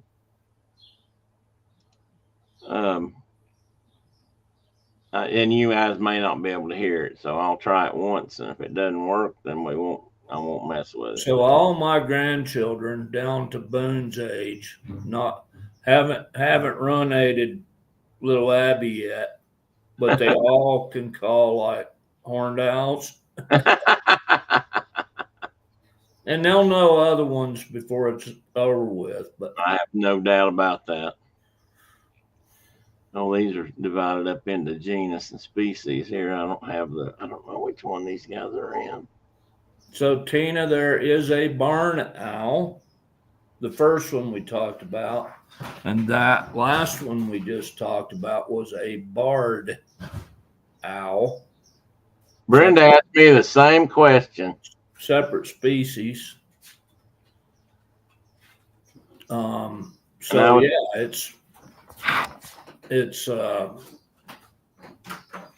2 different critters. Brenda told me that she was kind of confused. Sometimes she thought I was saying that, and she wondered about that. And of course, it's just how I talk. Well, because we always sound like we haven't spit out all of our marbles yet. that's right.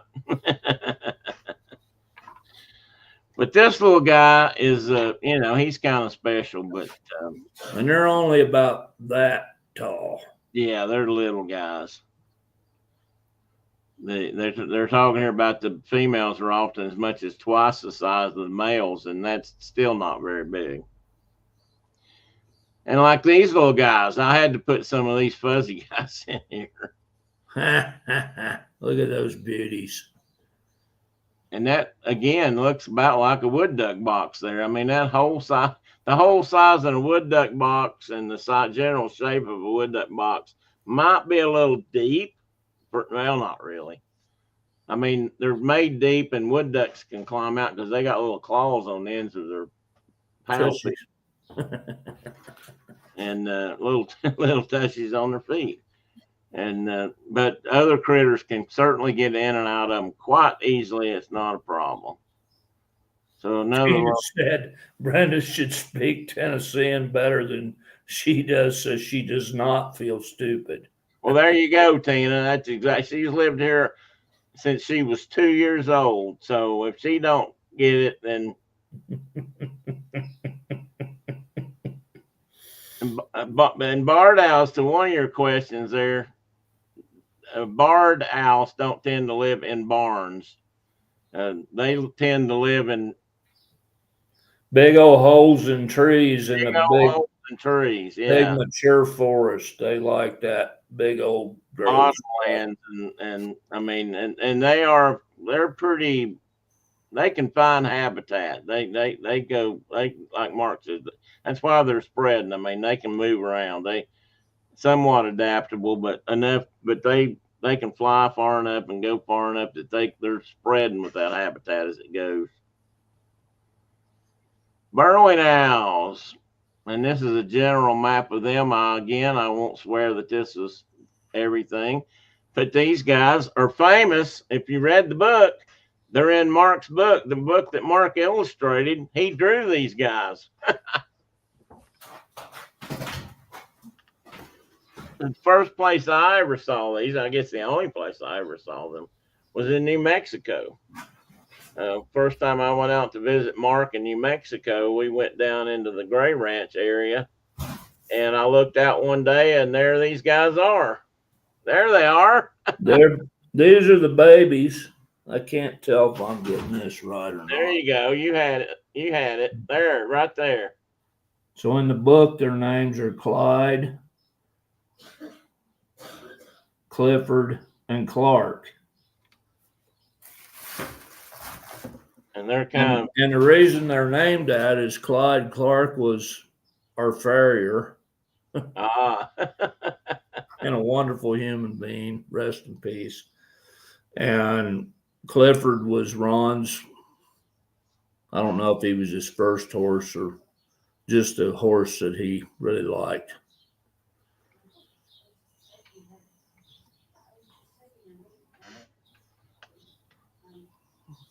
But they're in the broken circle. Yeah, broken circle. I couldn't think of the name of the book. But I've got burrowing owls within 3 miles of the house here. Are they there year round? Are you on the phone? You are on the phone. Are they what? No, they go to New Mexico State University cattle pens and winter down there. and literally we have radio tagged several of these owls up here on summer, on their breeding habitat. And that map kind of shows it pretty well that they go, that yellow part's the breeding area, and then they winter to the south. So if it says resident, which New Mexico State's about right there, they fly south, and we would have just dozens of them show up there on campus, because we had a lot of rodents and grasshoppers and whatever.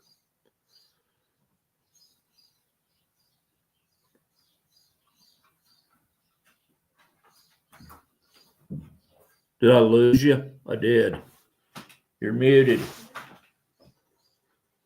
Jesse never even does that. Well, I don't want to. I don't need any more. Tim, you're muted.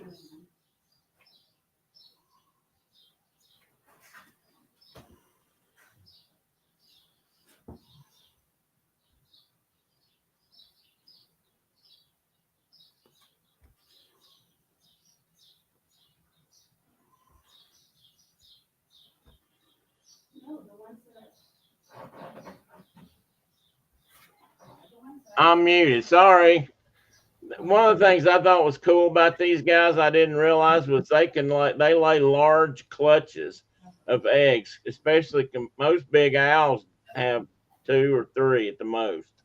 These guys can lay 7 or 8 eggs at a time. I mean, they actually have big, like that bunch in the corner there.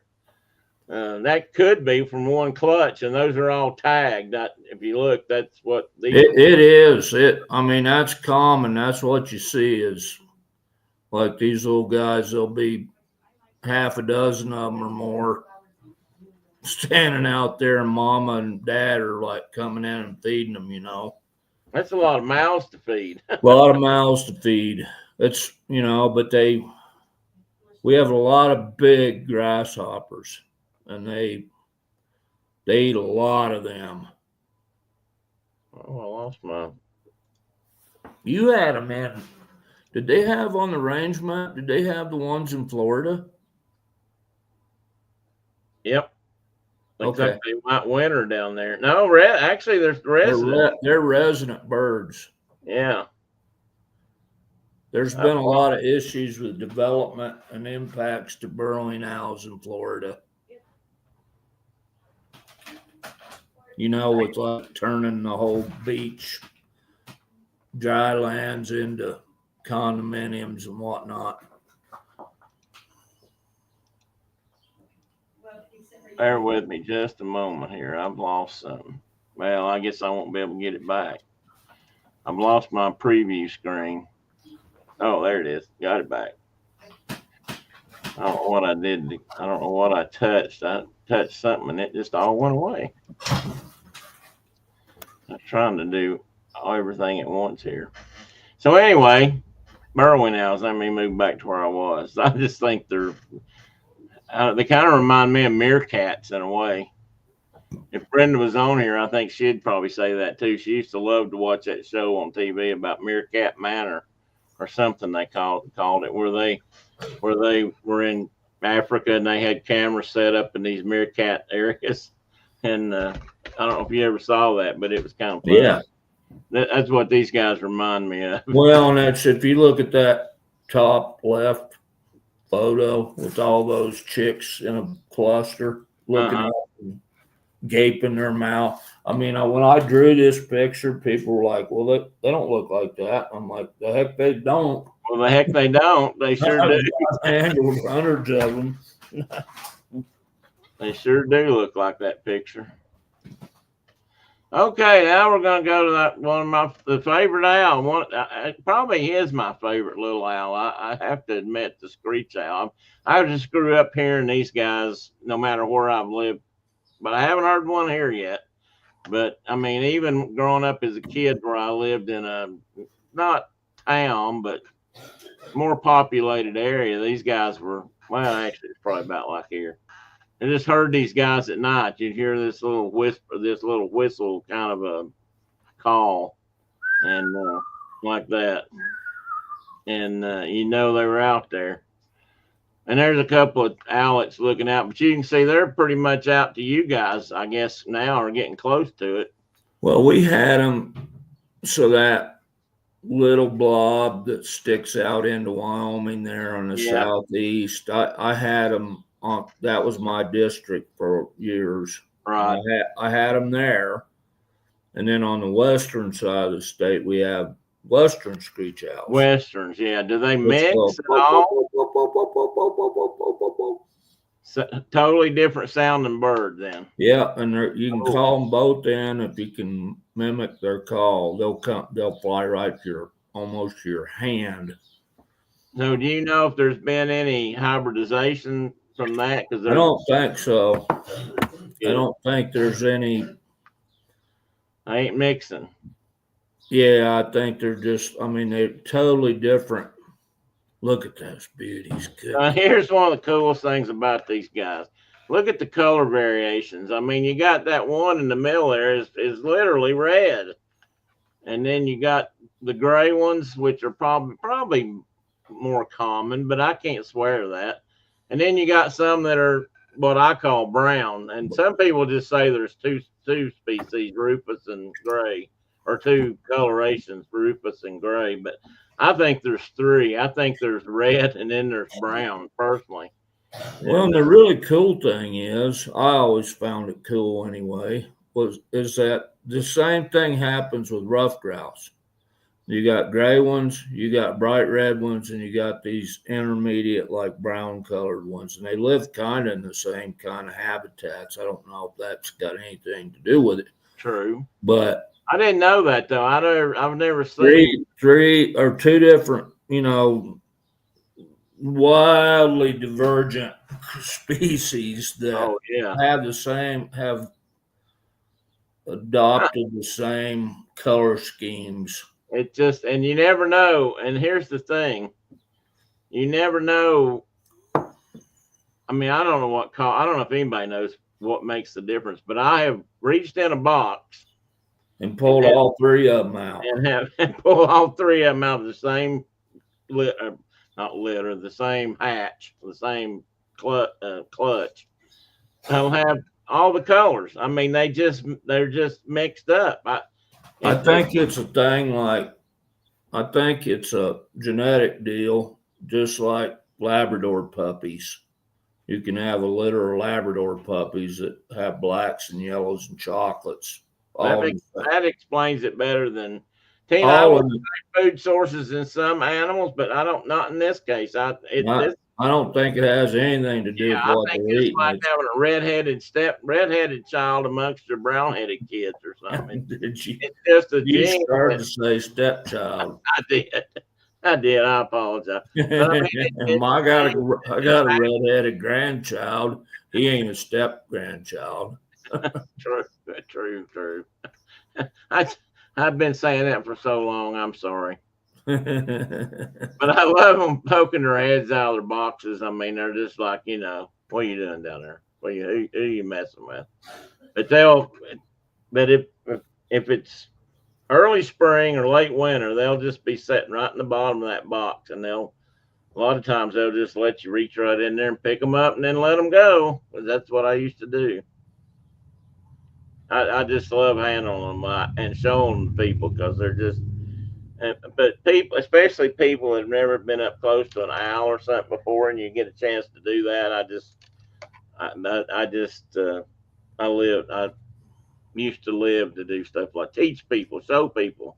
Look at this cool bird. Look how cool this bird is, and look how cool it is that both of these are together and they don't look alike. I just loved it. Then we got the elf owl, and he's more of a southern thing. I don't know. Did you ever see these guys in Arizona or New Mexico? Yeah, we photographed them quite a bit, but they nest in saguaros, in woodpecker holes in saguaro cacti. So, their nest, a lot of times to photograph them, we'd have to put a ladder up 20 feet in the air just to be able to see them, and yeah, they're pretty cool. That's a cool bird. And it's, again, one of the smaller ones. I don't know. I don't think it's the smallest yet, but we're getting there. That I'd say, from my experience, they were very uncommon in that part of New Mexico, showed there, which was where I lived. But they were extremely common in southern Arizona because there was more cactus. There's no saguaros in southwest New Mexico. But there's a gazillion of them in that polygon in Arizona. That makes sense because just on the fact that when you get to New Mexico, unless you're in the right place, you don't have big trees, don't have big hollows, you don't have Right. the same cavity situation. But And over then there, if you drop down into Sonora there in western Mexico and in Baja, they have other species of giant cacti that, yeah. And this is the little guy, just a few pictures of him just hanging out. Big old eyes. And you can still see the round face, even though it's not as pronounced, it's there. Neat birds. I'd like to see, well, I'd like to see all these guys, but and they're like that tall. big. Them and sawettes, and I mean, they're all about the same size, aren't they? Well, sawettes are between that bird and a screech owl. Okay. And these guys are tiny, tiny. Yeah, and I obviously never seen one of these. These are limited to this, I mean, to the United States, but they do get up into Arizona and maybe And Pellet seals. Huh? But yeah, I never saw a ferruginous pygmy owl. I've seen the other one many times, but not this one. Now, they don't think there's a whole lot of them left, at least not in this country, part of the world. There may be lots more of them in South America. From the looks of it, they've got much more expanded range than I would expect that, but I don't know that for sure. And here's some more pictures of those guys, including sitting right there on a cacti. Yep, sitting on the top of a saguaro, looks like. But you can also, these are, you can kind of tell these guys are in a southern, tropical kind of situation. And I didn't even know about this guy. I have to confess, I did not know about a flammulated owl. And these are tiny guys, and they eat pretty much just bugs, all insects. And they're listed as a R. I can't remember now. I put that in there and I didn't look it up, and I cannot remember what a PIF yellow watch list R means anymore. I used to know that. I think they're considered in trouble. Yeah, that's kind of what I think. They're very limited in range, as you can see, very specific. Yeah, it's just scattered too. There's nothing cohesive about that as a whole. I mean, there's lots of little spots, so that makes it hard for a species to thrive when there's not contiguous areas for them to be in. You can see there's kind of a right around southwest Wyoming there. They've documented them in the western side there in Utah. And I think, and then up into like here's a finger up near. That's probably the Laramie Range that's west of Cheyenne. And then I think they've been documented in more counties in Wyoming than is shown here, but they're extremely uncommon. Yeah, we paid lots of technicians a bunch of money to look for them, and I just don't think they may never have been common. I don't know. Well, that's possible too. But they're tiny and neat little bird. And it talks about habitat threats, habitat loss, and pesticides, which makes sense because they eat bugs. So if the bugs are all dead, they don't have a food source, or the bugs could be poisoning them all. Yeah, they might just be bioaccumulating that toxin. And then you don't have chicks, and and we go down that whole path again. Yeah. But they're a cool little owl. And then way up north, we get into the great gray owl. This is a I believe they're considered the biggest owl in North America. I'm pretty sure because they've got like a 5-foot wingspan, and Well, their outside is bigger than a horned owl. I mean, if you'd set them side by side, this would be the bigger owl, but weight wise, they're about the same. they're the lesser owl. They're smaller than a horned owl. So body size actually inside under the feathers may be smaller than a horned owl. Yeah. Or a great horned owl. Cool, interesting. And they just go. I didn't put that in They here. just do one call like, "Oh." they're very cool. Have you ever had them down your way? I Yeah, can't. we have them like 10 miles from here. Cool. They're pretty common in western Wyoming in the mountain. I mean, you got to go to the right habitat. Every now and again, you'll see one that might come out into the sagebrush a little bit. But yeah, we did surveys for them every year up here, just northwest of my house, and they were always. We had lots of occupied nests. I was looking at that nest. I can't tell if that's actually a built nest or if that's a whatever causes. Sometimes on evergreens they'll do that crazy growth spurt, where they have all that jumble of limbs. And I've seen them do all kinds of different kinds of nests, but never in like. I've never seen them. I'm not saying they don't use them. I've never seen them like using a big cavity or something. Bye, Diana. Thanks for stopping by.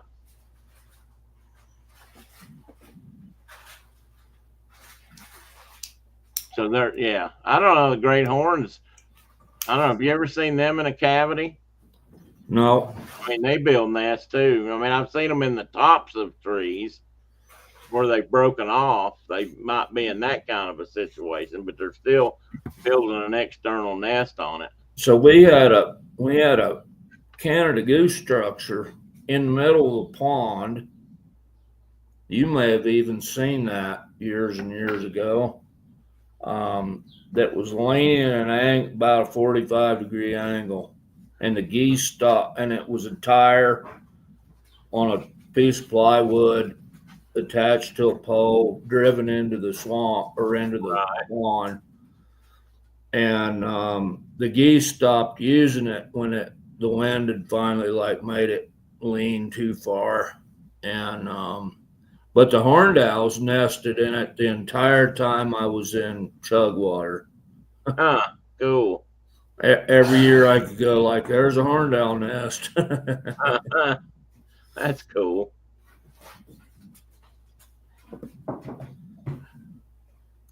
And here we are talking about that very bird, a great horned owl. And I just love that. That's a young one. But I just love that picture, that pose.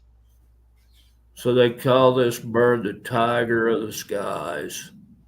Yeah. And I have seen these birds take away nesting structures from golden eagles. Really? If you can come in and take an eagle nest over, a golden eagle nest, I'm not talking about bald eagles. Golden eagles that's saying they're the bad ones. If you can do that successfully, you're a bad mamba jamba.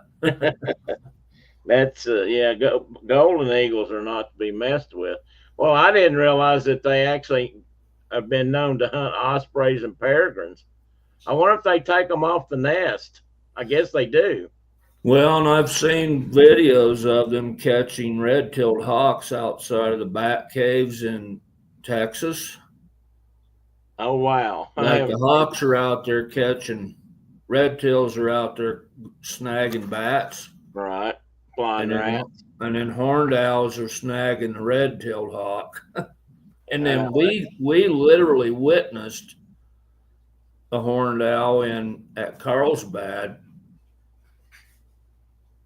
hunting bats and catching bats.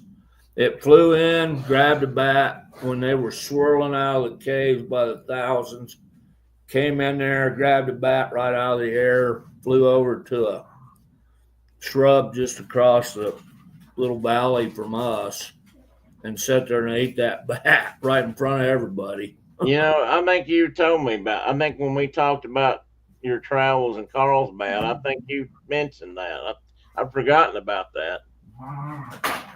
They're pretty neat. They're special, big old birds, and they're tough.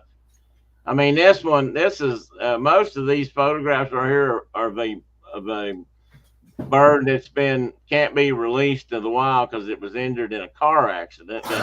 But there's lots of good pictures of it, and you can see that beak. That mother will cut you up.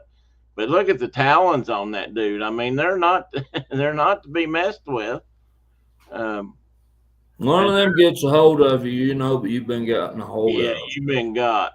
That's a fact. You're gonna be bleeding. It's gonna be a deep laceration. It's that photograph at the top up there. Wow, that is just beautiful. What a bird.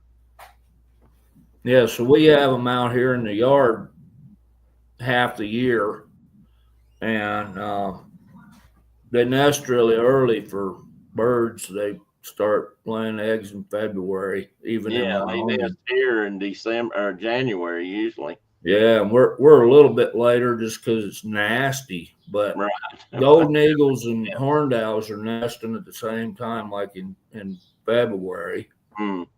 And it's just so they can take advantage of all the little creatures that get born in the spring. Yeah. And that's what they do. My grandkids, all of them can sound just like this bird. Go out here and call, and they'll just sit there. They'll be like 10 feet over your head in the daylight, calling to you. It's fun. You called them some when I was you talked to them some when I was out there a couple years ago. They were just sitting there. They and they're here. So when we first bought this place, it was like, oh, cool, there's owl pellets everywhere in the yard. And I'm like, where are they at? And we finally could locate them up in the trees, in the big cottonwood trees or whatever. I named them Ozzie and Harriet, the male and female that we had here, and they always nested here. And I don't know if we're on version 2 of Ozzie and Harriet, or one of them disappeared one year. I figured it just, got hit by a truck or whatever.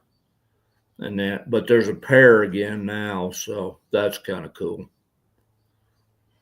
Well, like you said before, you got some of the best trees around. So they mate for life until one of them dies, and then they mate for life again. They talk about birds. You hear that a lot about birds being monogamous. Geese mate for life, or swans mate for life. No, they mate till their mate gets killed, and then they'll find somebody else. Then they find a new mate.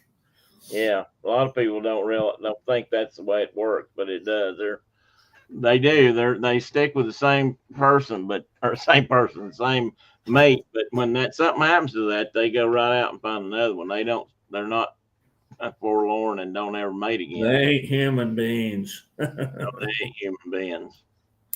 Then we got long-eared owls, which occasionally we get down this way. Now they show them as wintering, but they're not common down here. But they do show up, and the most common place they show up here, Mark, was up near Mountain City. Really? Yeah, there's an area up in there where there's bogs and things. Yeah. And that's usually the area where they may be spying them in more places now, but when the barn owls come back to Wyoming from the south, the long-eared owls are almost always with them, or it's the same timing.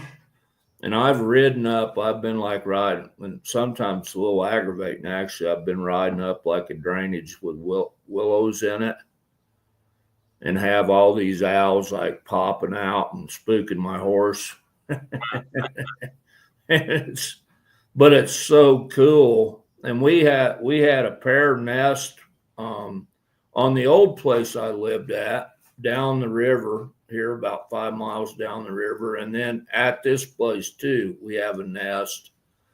But they're the most aggravating owl on the planet to get a good photo of. You can't see them for one till you flush it usually. They just kind of get real tall and they just look like a stub or something. And then all of a sudden, like, oh gosh, there's an owl. And they get their name by the tufts of feathers, as you can see on top of their head. And I didn't, now according to this data, and I'll have to go back, I think this came out of an Audubon site. They think that they've declined as much as 91% since 1970. Seriously. That's what the numbers are. I'd have to go back and look at that. I wonder what significant. Deforestation's a threat. So where we have them here, I don't ever see them in the timber. I see them, and maybe that's just because you can't see the darn things. But where I see them is in these big willow bottoms on the rivers. And I'm talking willows that get up to about 15 feet tall. They're not trees. They're like a shrub. You're right. And there's times where those things are just full of them. And I don't know. I have taken photos. I've taken photos of young in the nest. I had 5 born on the property down to the east here before, and could always photograph those young birds in the nest, but I could never catch the adults. Like they'd come in and they'd drop off whatever and they're gone, and it's just like They're not sitting there long tearing it up and feeding them. No, they just drop like a mouse in a nest or whatever, and away they go. Mark talked about them getting tall. That there's a chick or an owlet in that lower left picture, and he's getting tall there. Yeah, and I've got that. I've got those same kind of photos like that of the juveniles, but I never have photographed successfully. I've taken a lot of pictures of them, but never got a good photo of an adult. And that picture on the bottom there on the right side there, that's when they're in flight, they look kind of like a short-eared owl. Well, that makes sense. And you can look at that photograph is sharp enough that you can actually see those fringed feathers out there if you look close. The silent. Cool. Yeah, it's cool. That's a really good photograph. And you take people get. I still suspect that these kind of pictures are taken with high-speed automatic cameras that are set up with motion detectors or something, so they catch those. I mean, it could be somebody standing there and actually getting that photograph with a telephoto lens, but I bet it's a frame. My boss in Arizona invented this frame to photograph owls and bats. Yeah. And when it was basically like you crossed a force field and it automatically like shoot like 10 pictures. That's what I'm thinking. Yeah. And then you like edited your photos and did your deal, but that's the only way you catch them. Yeah, you find its nest and you set up something that you can be guaranteed it's like a camera trap. Yeah. Then we got northern hawk owls, and these little guys are cool, and they hunt in daytime. And these guys have really good eyesight. They say they can spot game, and I'm talking about a mouse in the grass or in the snow. at a half mile away. That's amazing. That's almost as good as me and you. Well, and look who has them. Mike and Diana. They got hawk owls Yeah, right where they live. that's a neat little bird. And I thought that's a really good picture of a nest. That's the kind of nest I was talking about earlier in the top of a tree.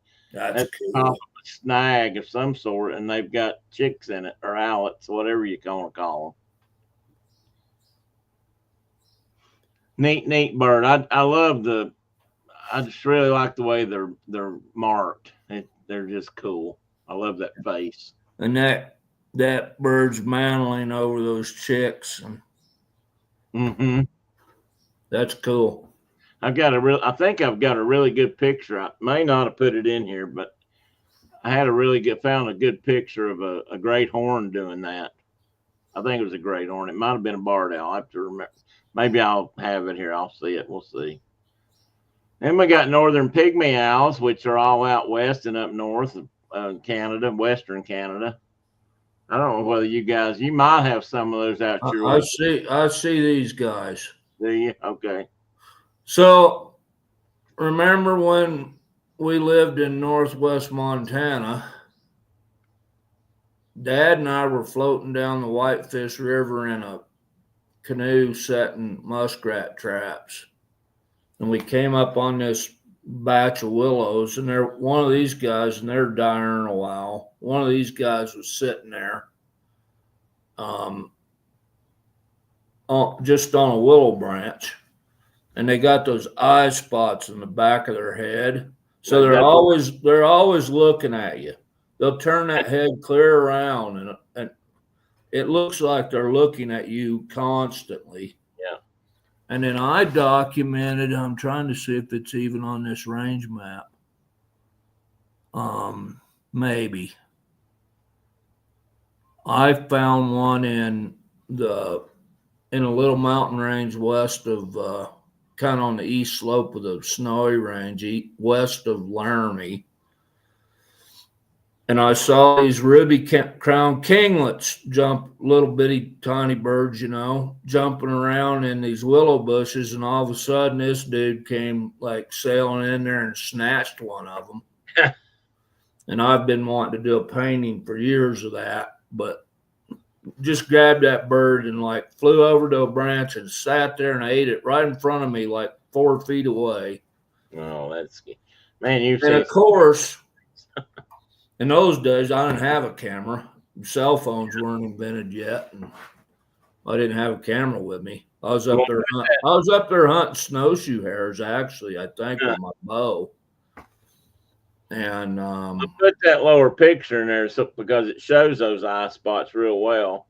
And it's got a I don't know if that's a vole or what that is. Some kind of a rodent. Some kind of rodent. It's not small. I mean, that rodent probably weighs as much as that bird does if you weighed it. And this, according to this information, again, that I pulled out off the internet, they've been known to hunt chickens. Really? I don't know what size chickens, but they say they've been known to prey on chickens. That's kind of attitude they've got.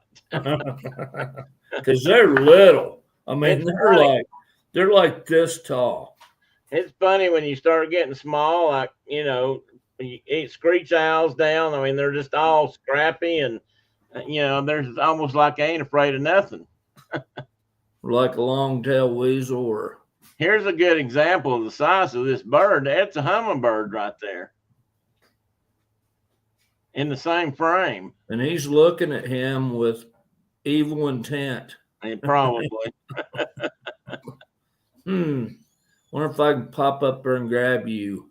And there's that lower one is sitting on top of a stem of a grass or weed. I can't remember I don't know what that is. I've seen it. And, it's tiny enough to sit right there on top of. I mean, they're just not big birds. And we got northern saw-whets, which are kind of spread out across the country. I love that picture of those little ones. Pretty range pretty wide. We only have them here like in the mountaintop, so at least we did. Now they may have expanded, and that map, I think that map's a little bit deceiving or misleading because I don't think they're that common. But they may be more common than I know. But I knew a guy that was studying them up in the Unaka mountain range, actually. Yeah. Because there were some up there, in that kind of boreal area, high part of Unaka. And I've never found the young ones. I gotta go get something real quick. I'll be right back. Okay.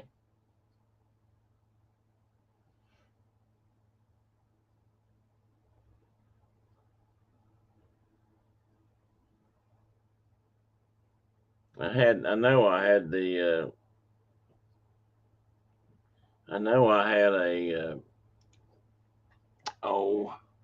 sound of this bird somewhere because it makes that sound. It's named after its sound. I mean, a saw whet, like you're whetting the blade of a saw, actual saw blade. I tried to keep. I thought I kept enough of those around. I was trying to keep things like that in my list here handy so I could find it and perhaps, you guys could hear it. But I may not have. Here's an unfinished saw-whet juvenile. Hang on just a minute. See if you can hear this.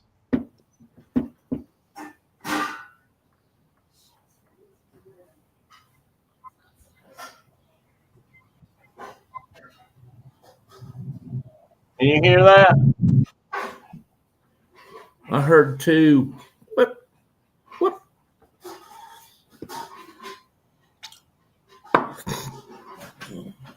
Well, anyway, that's the saw-whet sound. Wait, now, what you got? Well, I got some saw-whets. Oh, okay. Cool. It's unfinished. Oops, I didn't mean to do that. Here's the adult.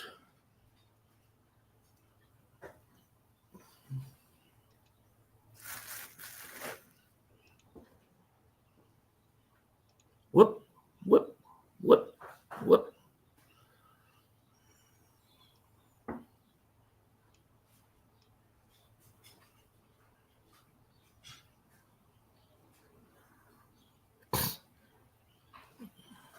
Anyway, little bitty guys, and they're really cool. Then we get short-eared owls. Mark was just talking about those guys. Again, I've never seen one of these. I know I have read on the bird list where people see them, and usually if they're around for like the winter. There are a certain period of time they'll be here for a couple months, but then they're gone. But I've never seen one. And just like barn owls, they're like everywhere. I mean, they're not super abundant everywhere, but they live all the way around the globe. Yeah, they're very. I think a bigger map I found showed that. I just didn't want to put it in here. And there's the little bitty ears. See that upper left photo there? They look like a harrier. Yeah, I see what you're saying. That I think I read that too on one of these. I read that as part of the description. I just didn't put it in here. That they hunt like a harrier, but I didn't think about them actually, looking like a harrier, or at a glance anyway. Yeah, I mean, if you see them out there 400 or 500 yards away, just like, of course, doing their deal, it's like, oh, it's just a harrier. It's like a female harrier, and then you look closer, and it's like, oh, that's a short-eared owl. And speaking of harriers, Brenda and I saw one the other day. One of these bottoms. I can't remember. It was down to the west of us, down the creek bottom here. It was doing its, hunting thing along not high off the ground. And it had that white tail, white butt spot. Snowy owls, like I said, we talked about them a little bit before. They're primarily a northern critter, but they do get down this way sometimes. I just think they're gorgeous. They are a beautiful bird, and they're built for cold weather. I mean, check it out. They've even got mucklucks. We got spotted owls, which are primarily out far west, and these are the ones we talked about earlier, running into some issues with the with barred owls moving into their territory. And if you look, they look a little bit like a barred owl. Yeah, that's why I was saying it's going to be tricky. Yeah, if they're going to start removing barred owls. I don't know how they're going to do that. I haven't read any of the paperwork on that. You may have. I haven't read how they're planning to do that, but well, with the it may not even happen now with the change in administration. I don't know. Oh, well, that's a good point. Well, right now I don't even know. I've only written Fish and Wildlife Service a letter one time, and it was about that. Like, you got a bird that got here naturally, and you're going to whack the snot out of them because of another bird. Yeah, that's when management becomes a tough issue. That happens. Well, just the numbers they were talking about was like 50,000. I mean, well, and you're right. How are they going to do that? That's a lot of birds. I don't know how they're going to find that. I don't know how they're going to be that specific.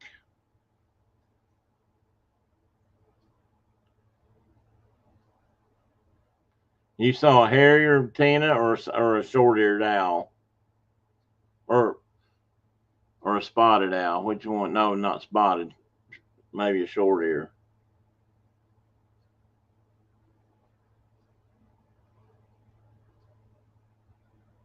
Oh, a snowy. Cool. I'd love to see one.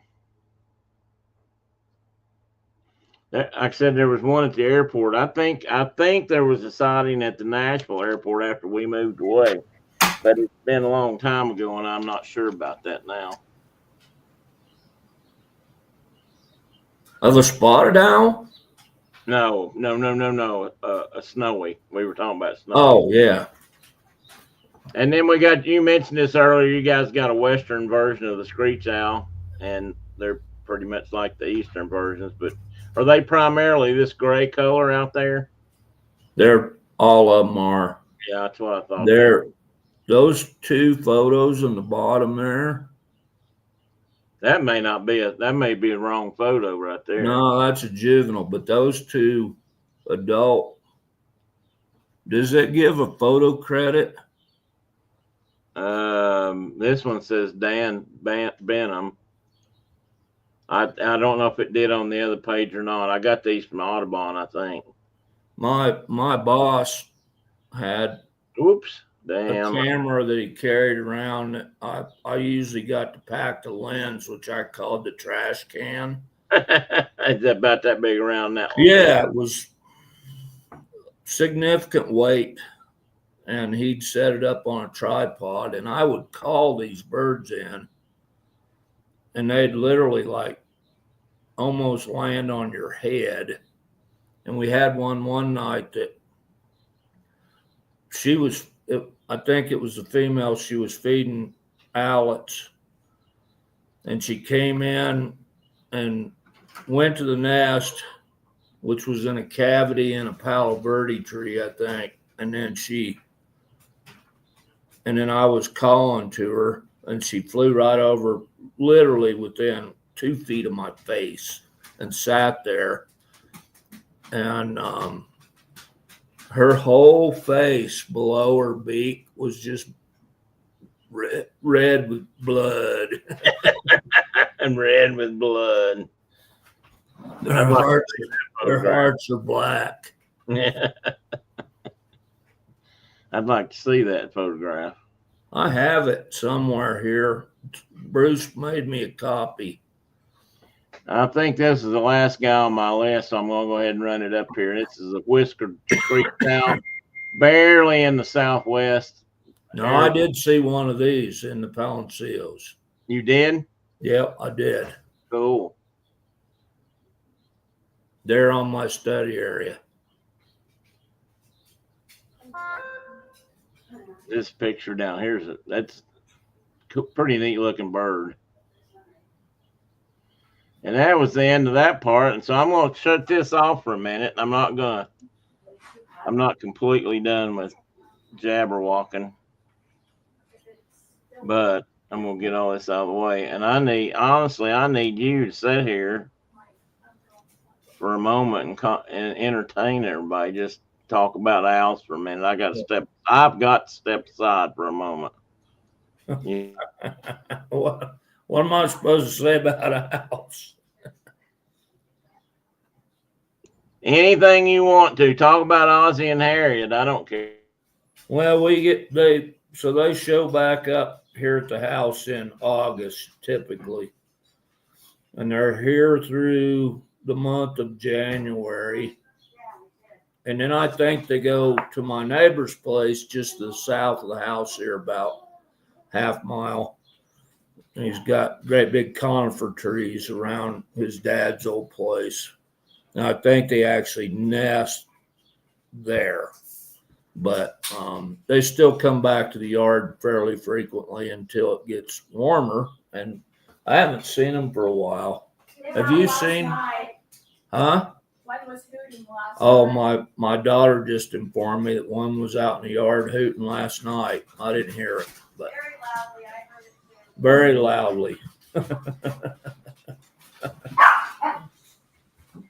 And that wasn't an owl. That was just Wolfgang. Anyway, they're the grandkids have all learned how to call them. It's funny seeing a bunch of little kids out in the yard talking to owls. We got one more that needs to learn how. But they're a pretty common creature here, I assume most places.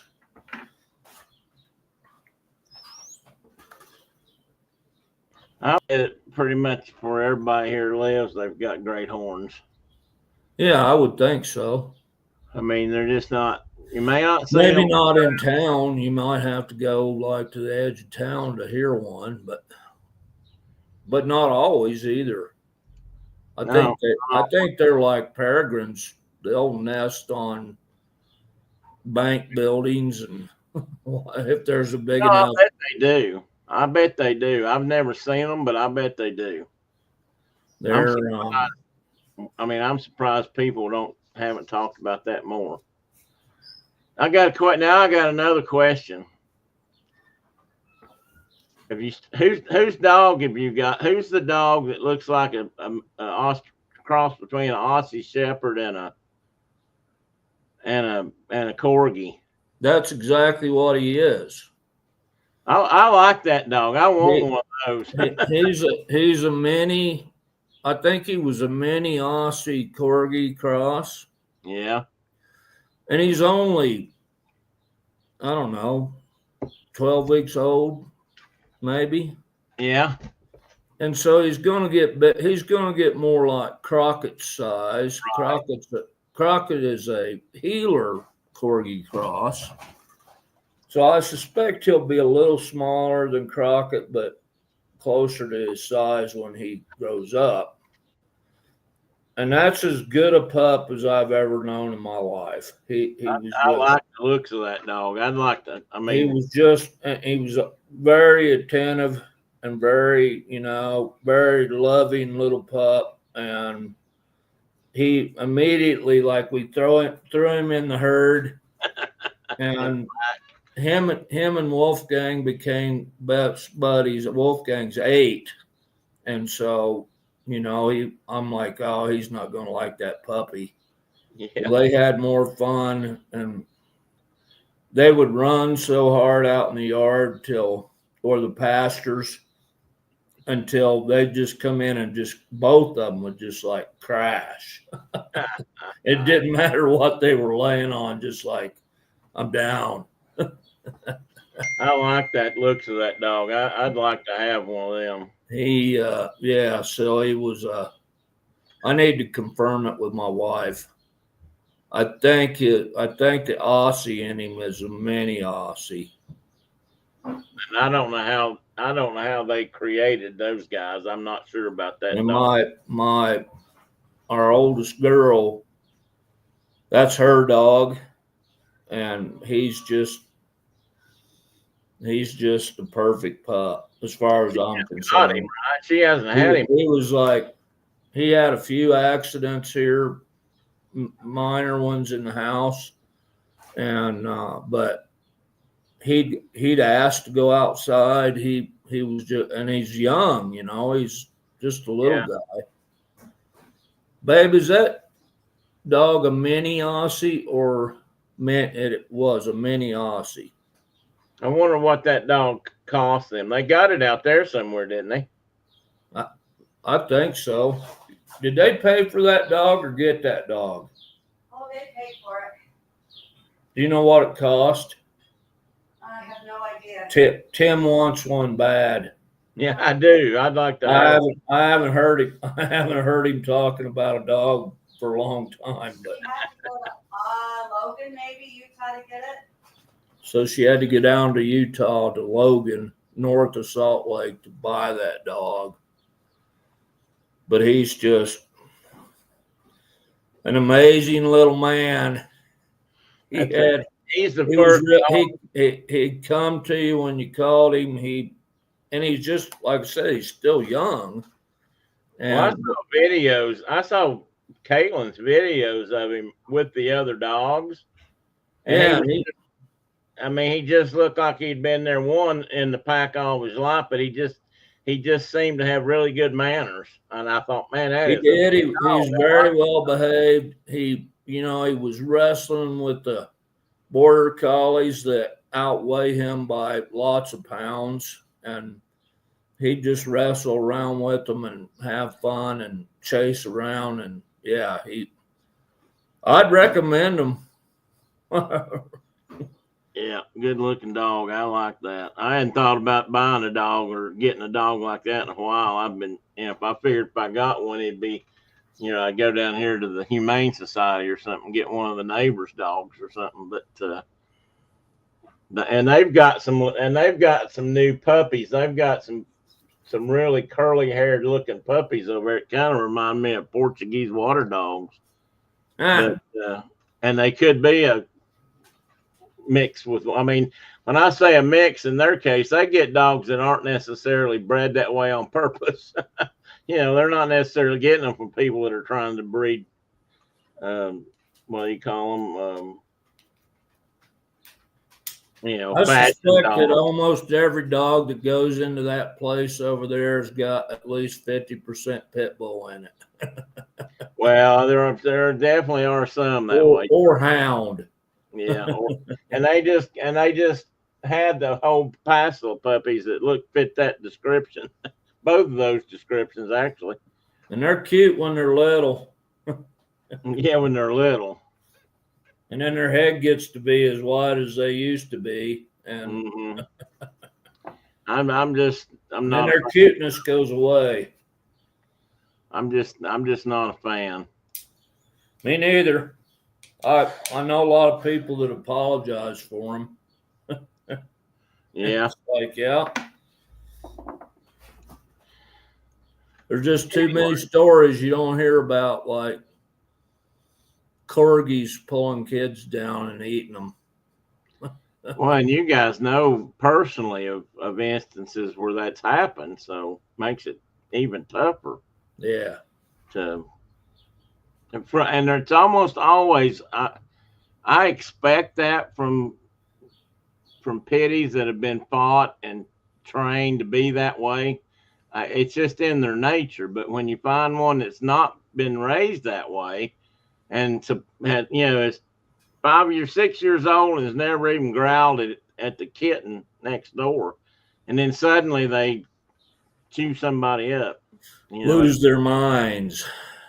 it's just a strange thing. Yeah, Makes you my think my about the genetics. sister-in-law has a little dog now that's some kind of doodle. I don't know what she is. She's a Springer doodle or something like that, and it's just a nice little dog. But before that, she had two, because her daughter was associated with a rescue, I think, and she ended up with two pit bulls at one time, or at least part pit. They were both big-headed males, and that was a bad deal. Yeah. I'm going to show you something like Brenda brought me out here and sat behind me and see if you recognize this from. Oh, hold on, hold the thought. he's gonna have some too. It's what we used to call a little Debbie survival cake, oatmeal pie, oatmeal cream pie.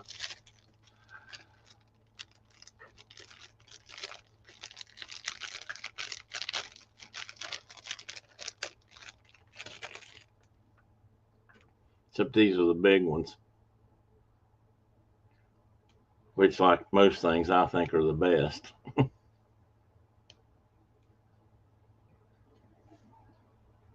I just about bet that's what he's gonna go get. Well, I don't know who's left, but if you got any more questions, if you got any Al questions, by all means. And Tina, I've been looking. I don't know if they've. Can we see what he's got here first?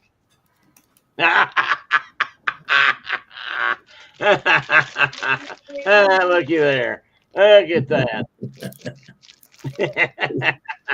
Look at that gorgeous thing. Little Debbie survival cakes on both sides of the continent.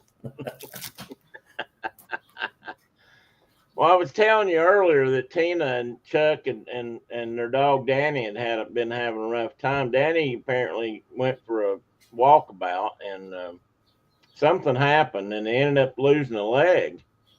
Did you get hit by a car? I don't know. That's what I was going to ask her, but she had asked me if there was if any of the snakes can do that, and yeah, a snake bite could make tissue damage to the point. I obviously didn't see the wound, but I can't remember exactly how you asked me that question, but I looked that up a little bit more, and because I've known people that had their dogs get bit and seem like it hardly bothers them, and then I've seen them get bit and have the same problems. No car. He was running in a wooded area.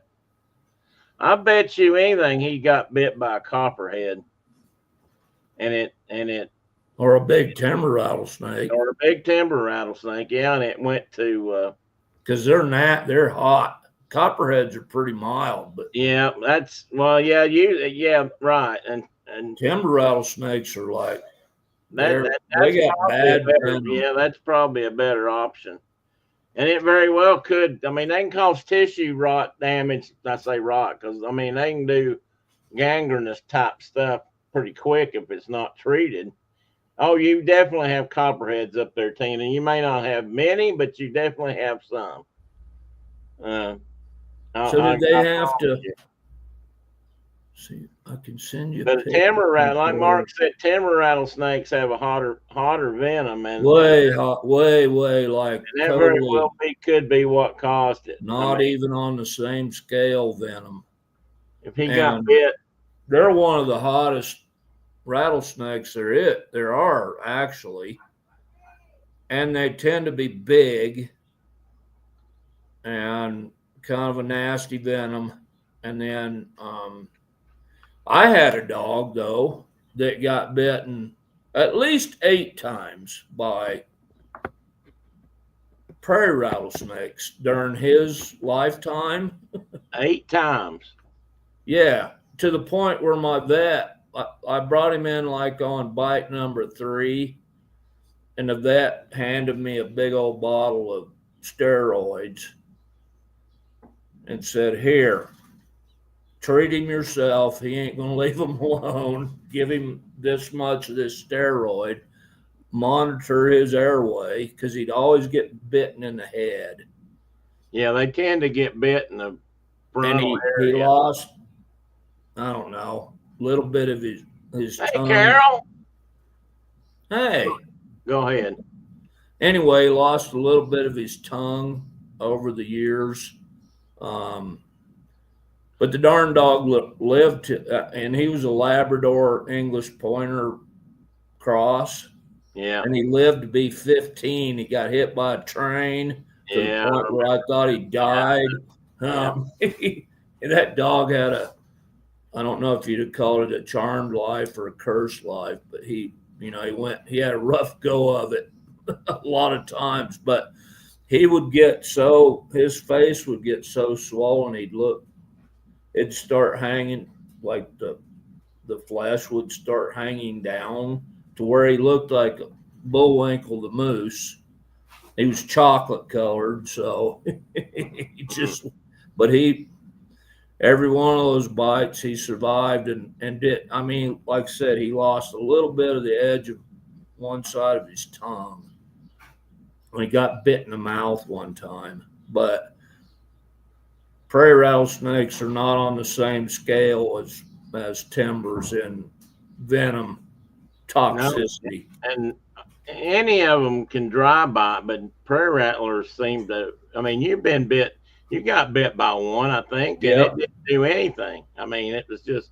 Well, he was nice to me and didn't.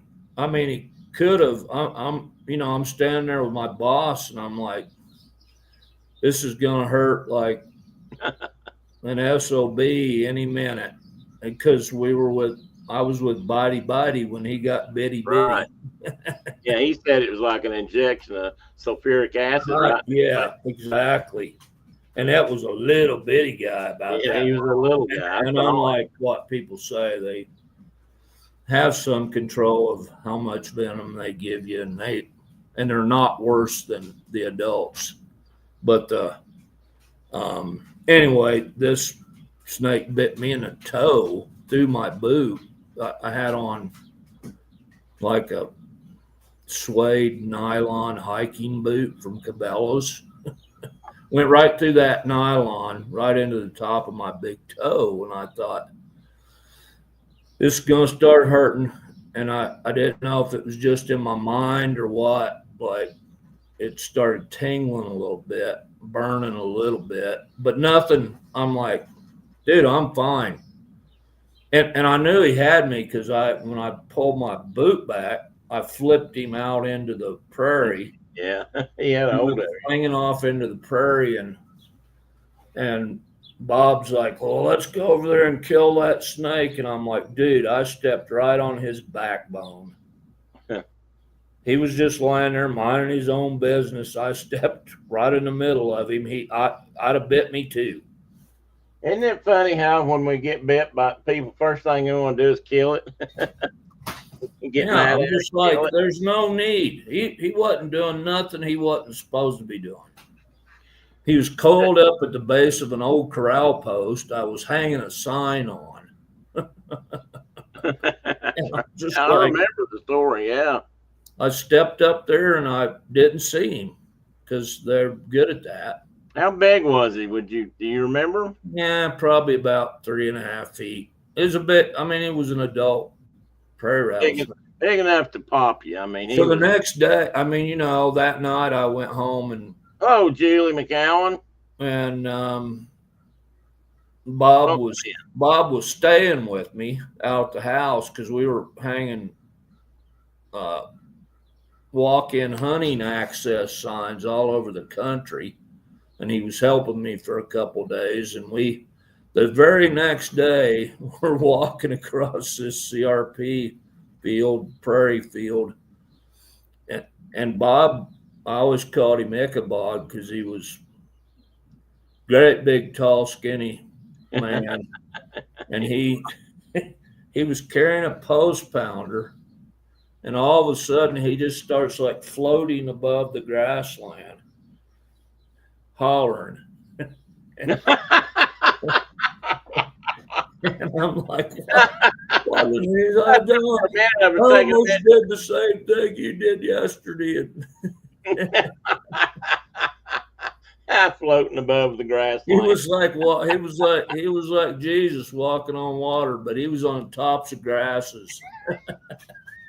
Amazing. I'm telling you, amazing things happen out when you're working outdoors, people. Amazing things happen.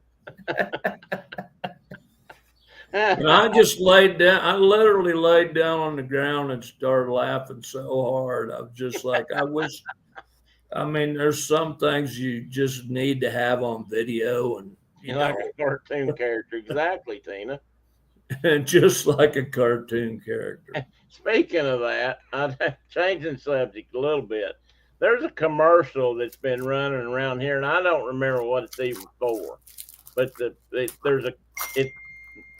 this person has a little, I think it's a corgi pup, and it jumps into the swim. Jumps in a swim pool. Well, the pup goes with her, and I swear to you, when that pup jumps, it looks like he jumps off and then just hangs there for a minute and then goes straight down. That's the funniest thing. Oh me, yeah, but that she said he got bit in the left ankle, went up into his thigh, and if they hadn't cut it off, he would have killed him. That sounds like that could very well have been what it was. And if it was a snake bite, I'd not mark. I'd probably say timber rattler. One, they're more common up there, and they are hotter. But the bites tend to be, And they're big. and they're big. Yeah, They got a lot of venom. They can dump a lot of venom into. And they can do tissue down. And I was reading. Actually, I didn't know this. Well, maybe I did.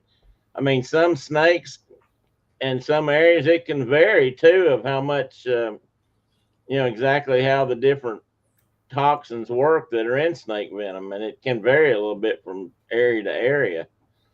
And what people don't realize is that it's not really a defense mechanism. It's what they use it for. It's a digestive enzyme, basically. Right. Yeah, that's right. Most people don't realize that as soon as they bite something, that starts to the something they bite, small rat, big rat, rabbit, whatever it is, that starts to break down. That's why you have that problem with a dog or somebody getting bit. Why it does so much tissue damage. It breaks the tissue down, literally. So it's easier to digest. Well, and timber rattlesnakes have, like much like a Mojave rattlesnake from Arizona. They have more neurotoxins than a lot of rattlesnakes. So it's a impact in your nervous system and your, the hemolytic, or however you say that, the blood system. Yeah. Well, Tanner, that's a good point. I don't know. And it certainly could take a dog. I mean, if it's a big enough snake, enough venom, it certainly would turn that leg necrotic. Necrotic. Yeah, that's the word. They'd have to take it off. Necrotic. Instead of saying it was rotten off, I was trying to say it. Like the flesh was descending. Yeah. I will almost bet you a lot of money that is what happened to that dog. Which was it, a hind limb or a front limb? I think she said it was his left rear. Well, and I've known so many three-legged dogs in my lifetime that are perfectly capable of doing everything they used to do. I've seen three-legged coyotes a bunch too. Just like, doesn't seem like it impacts them that much. They said it might be necrotic fasciitis. I know what the necrotic part's about. I'm not sure how fasciitis. I don't know what that means exactly. I don't know how that's describing it. I'd have to look that up. I mean, I know what they're describing, but I just don't know if that's the And why can I not copy that? So Tina, what did they even mention the possibility he was bitten by a snake? Not that most veterinarians have any experience with snakes at all, but Yeah, but she took him to Cornell University. oh heck. No, flesh-eating disease is necrot. I can't say this. Necrotizing fasciitis, also known as the flesh-eating disease, severe bacterial infection that rapidly spreads through the tissues. Well, I'm tell you something. That could be. I'm not saying it isn't, but a snake bite could do the same thing. Yeah, that's exactly what timber rattlesnake venom would do to a dog. Yeah, it's exactly what it does. It would swell and start dissolving and be gross. Well, Or Tina, on a person. I'm like Mark. I've seen quite a few three-legged dogs running across the road in front of me in my lifetime and around. But I've also watched enough Dr. Pole to know that he's cut a lot of dog legs off, and they seem to get along pretty damn good without it. They don't have any problem watching. They don't feel sorry for He's got a themselves. three-legged cat, or he did have in his office. I don't know if he still does it. That got along just fine. They mentioned the snake bite, but then said we don't have any snakes like that here. Oh, that's BS because they sure do have. They sure do. That's hogwash. They have rattlesnakes all the way up in the parts of Canada, on this end of the country, anyway.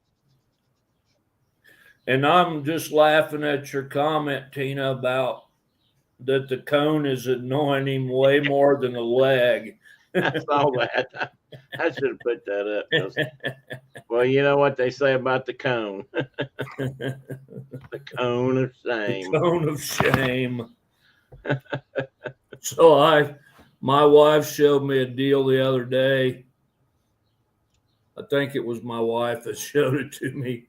It was like a cheap, you could pay like $59 at the veterinarians for a cone of shame, or you could go down to your local Baumgars and get you a cheap straw cowboy hat and cut the top out of it, put it over its head, and they had a dog like with that on.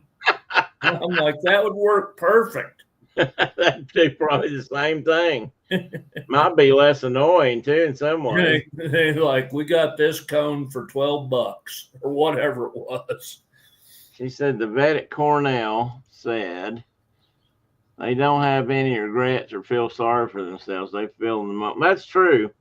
I mean, that's how that's when we get animals. I mean, that's how we do with animals and pets, especially. We make them human-like, and they're in the end, they're not. They don't think the same way we do, especially in that kind of regard. And so I had a female English pointer that was the best dog I ever owned. And her daddy, about the week that I picked her up and bought her, got hit by a car right in front of their house, and they had to take I think it was his right rear leg off. And he was still a full male, obviously. He was a daddy. And a registered English pointer, LU pointer. And the guy bought the pup from my buddy Randy Babb. He said, oh, he was definitely a right-legged dog. He used to. So when he was marking his territory, he would like stand on his right leg, lift his left leg, and mark his territory. And after he lost his right hind, that dog would literally do a handstand when he was marking his territory after that, because he still lift that left leg up and do a handstand. And that was one of fun. I hunted with that, and we hunted hundreds of miles with that, over that dog after he lost his leg. He was so special. She said that might not work with Danny. His nose is too long and his tongue's too long. It has to be a big hat, huh? Big hat. Oh man. Well, I hope he pulls through. It sounds like he must be on the mend. I'm taking it.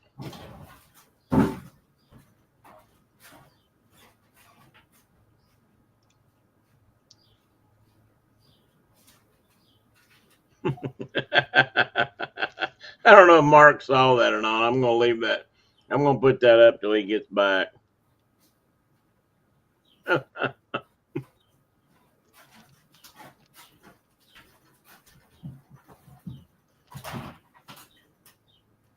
I'm gonna pay more attention to that right leg, left leg thing in the future. I want you to see this. So she said he's definitely having trouble figuring that out. Let us know if he starts doing handstands. Yeah, because I mean, literally, this pointer would just he would just lean forward on his front legs and he would arc himself. And I think he probably liked it because he could spray even more territory that way. Yeah, probably. I've seen another dog that did something similar to that, but it had a different problem. But that's funny because they adapt. Well, I have an 8-pound dog that's a relatively new addition that we've talked about. You little devil. And he can walk all the way across the dining room on his back legs. If I got food in the bowl, I bet he can. he'll stand up on his hind legs and walk like a person all the way across the room. I'm like, he's a little nut. And he seems to have adapted pretty well. For an 8-year-old dog, he's totally home. The only time he has any issues is when he's by himself. Really? Well, I mean, like, the dogs all have places they like to sleep of a night, usually on my bed. Imagine that. And he, if he's like not included in the group, he'll whine and carry on but not every night, just every now and again. He's a strange little guy.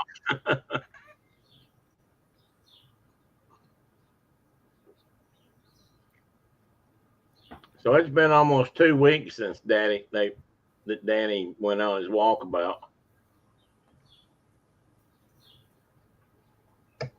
I bet he stays home now.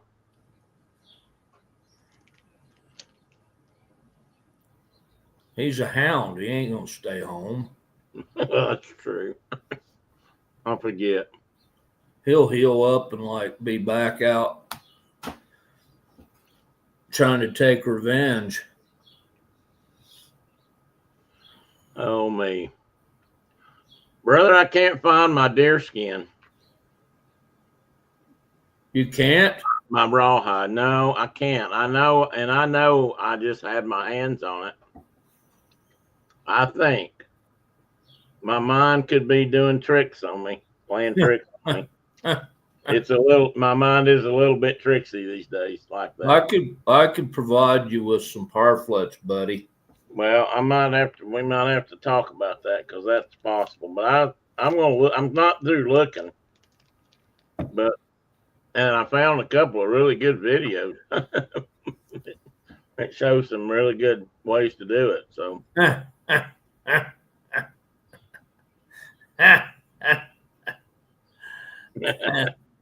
Yeah, and then the alternative to that is, hell, you've got 50 years to worry about that. True. Another alternative to that is, though, in the East, instead of parflets, they use baskets. Yeah, you could do that too. It's the same kind of thing. I don't know if I could ever make a basket, but it's a thought. Yeah, apparently I have company. People. You got people? I'm gonna take off. All right, brother. Talk to you later. Don't be a stranger all week. I hadn't heard anything from you. I didn't know if you were going to a I funeral. was sending you stuff and saying I was running from the bulls and running with the bulls. You did send me that. That's true. You did. Anyway, take care. Thanks. See you, everybody. Tell everybody there we said hey. And he probably didn't hear any of that. But anyway, so I'm going to go too, guys. It's about that time. In fact, it's past that time. And there was something that's going on at noon, and I was going to watch it today. What is that? Maybe it's a ball game. I don't know if the Tennessee's men play baseball today. Somebody does. Well, there's Brenda Pruitt. Where in the world did you come from? You just got here in time to say bye. Now, if she's been here a long time, somebody tell me, because I might have missed her. But she's been mighty quiet.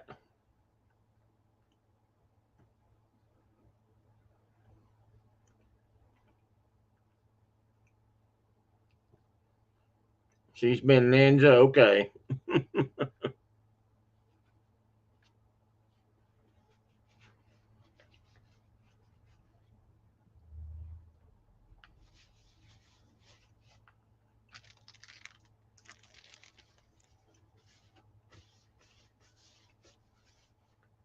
Mark and I both had Little Debbie survival cake this morning, Brenda. I pulled mine out to show him, and he had one too.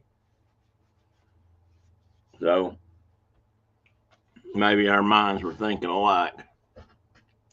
Anyway, guys, it is time. In fact, it's past time. Once again, you've chosen to waste a perfectly good Saturday morning listening to us talk about owls. But I hope you enjoyed that. If you ever have any questions, you know where to find me. And I want one. You want one which? I want one of those puppies. That's what you're talking about. Oh, you want a Little Debbie cake? Well, you'll have to come get it.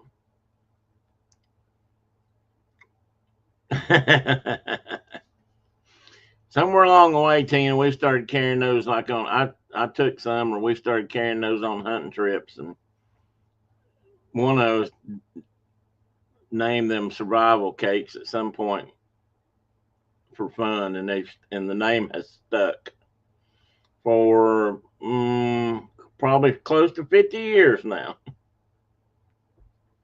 I have to add that up sometime, how long we have known each other. Maybe it's not been quite 50. Although it's if it's not, it's damn close. Pardon me. Anyway, I think they'd look, compared to an MRE, I'd say they would be good. Much better. Our survival foods are different than MREs. It's a different level. It's more of a gourmet kind of survival thing than an MRE. Anyway, guys, everybody have a great weekend. Hope if you get into anything fun, be safe. And if it's not fun, take a break. Don't work too hard. And I'll look forward to seeing y'all again next week. So bye-bye, everybody. Bye, Chuck. Bye, Danny. Get well, Danny. Bye, Carol. Bye, Tina. Bye, Brenda.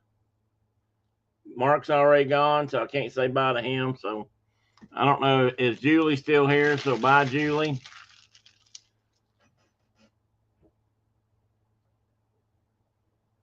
I would, Tina. I mean, they may not be able to prove it's a rattlesnake or it wasn't a rattlesnake, but I would almost bet you that's what it is. Because it would do that.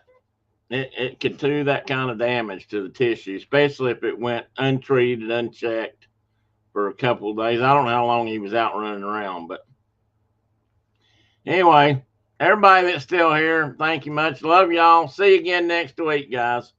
Bye-bye.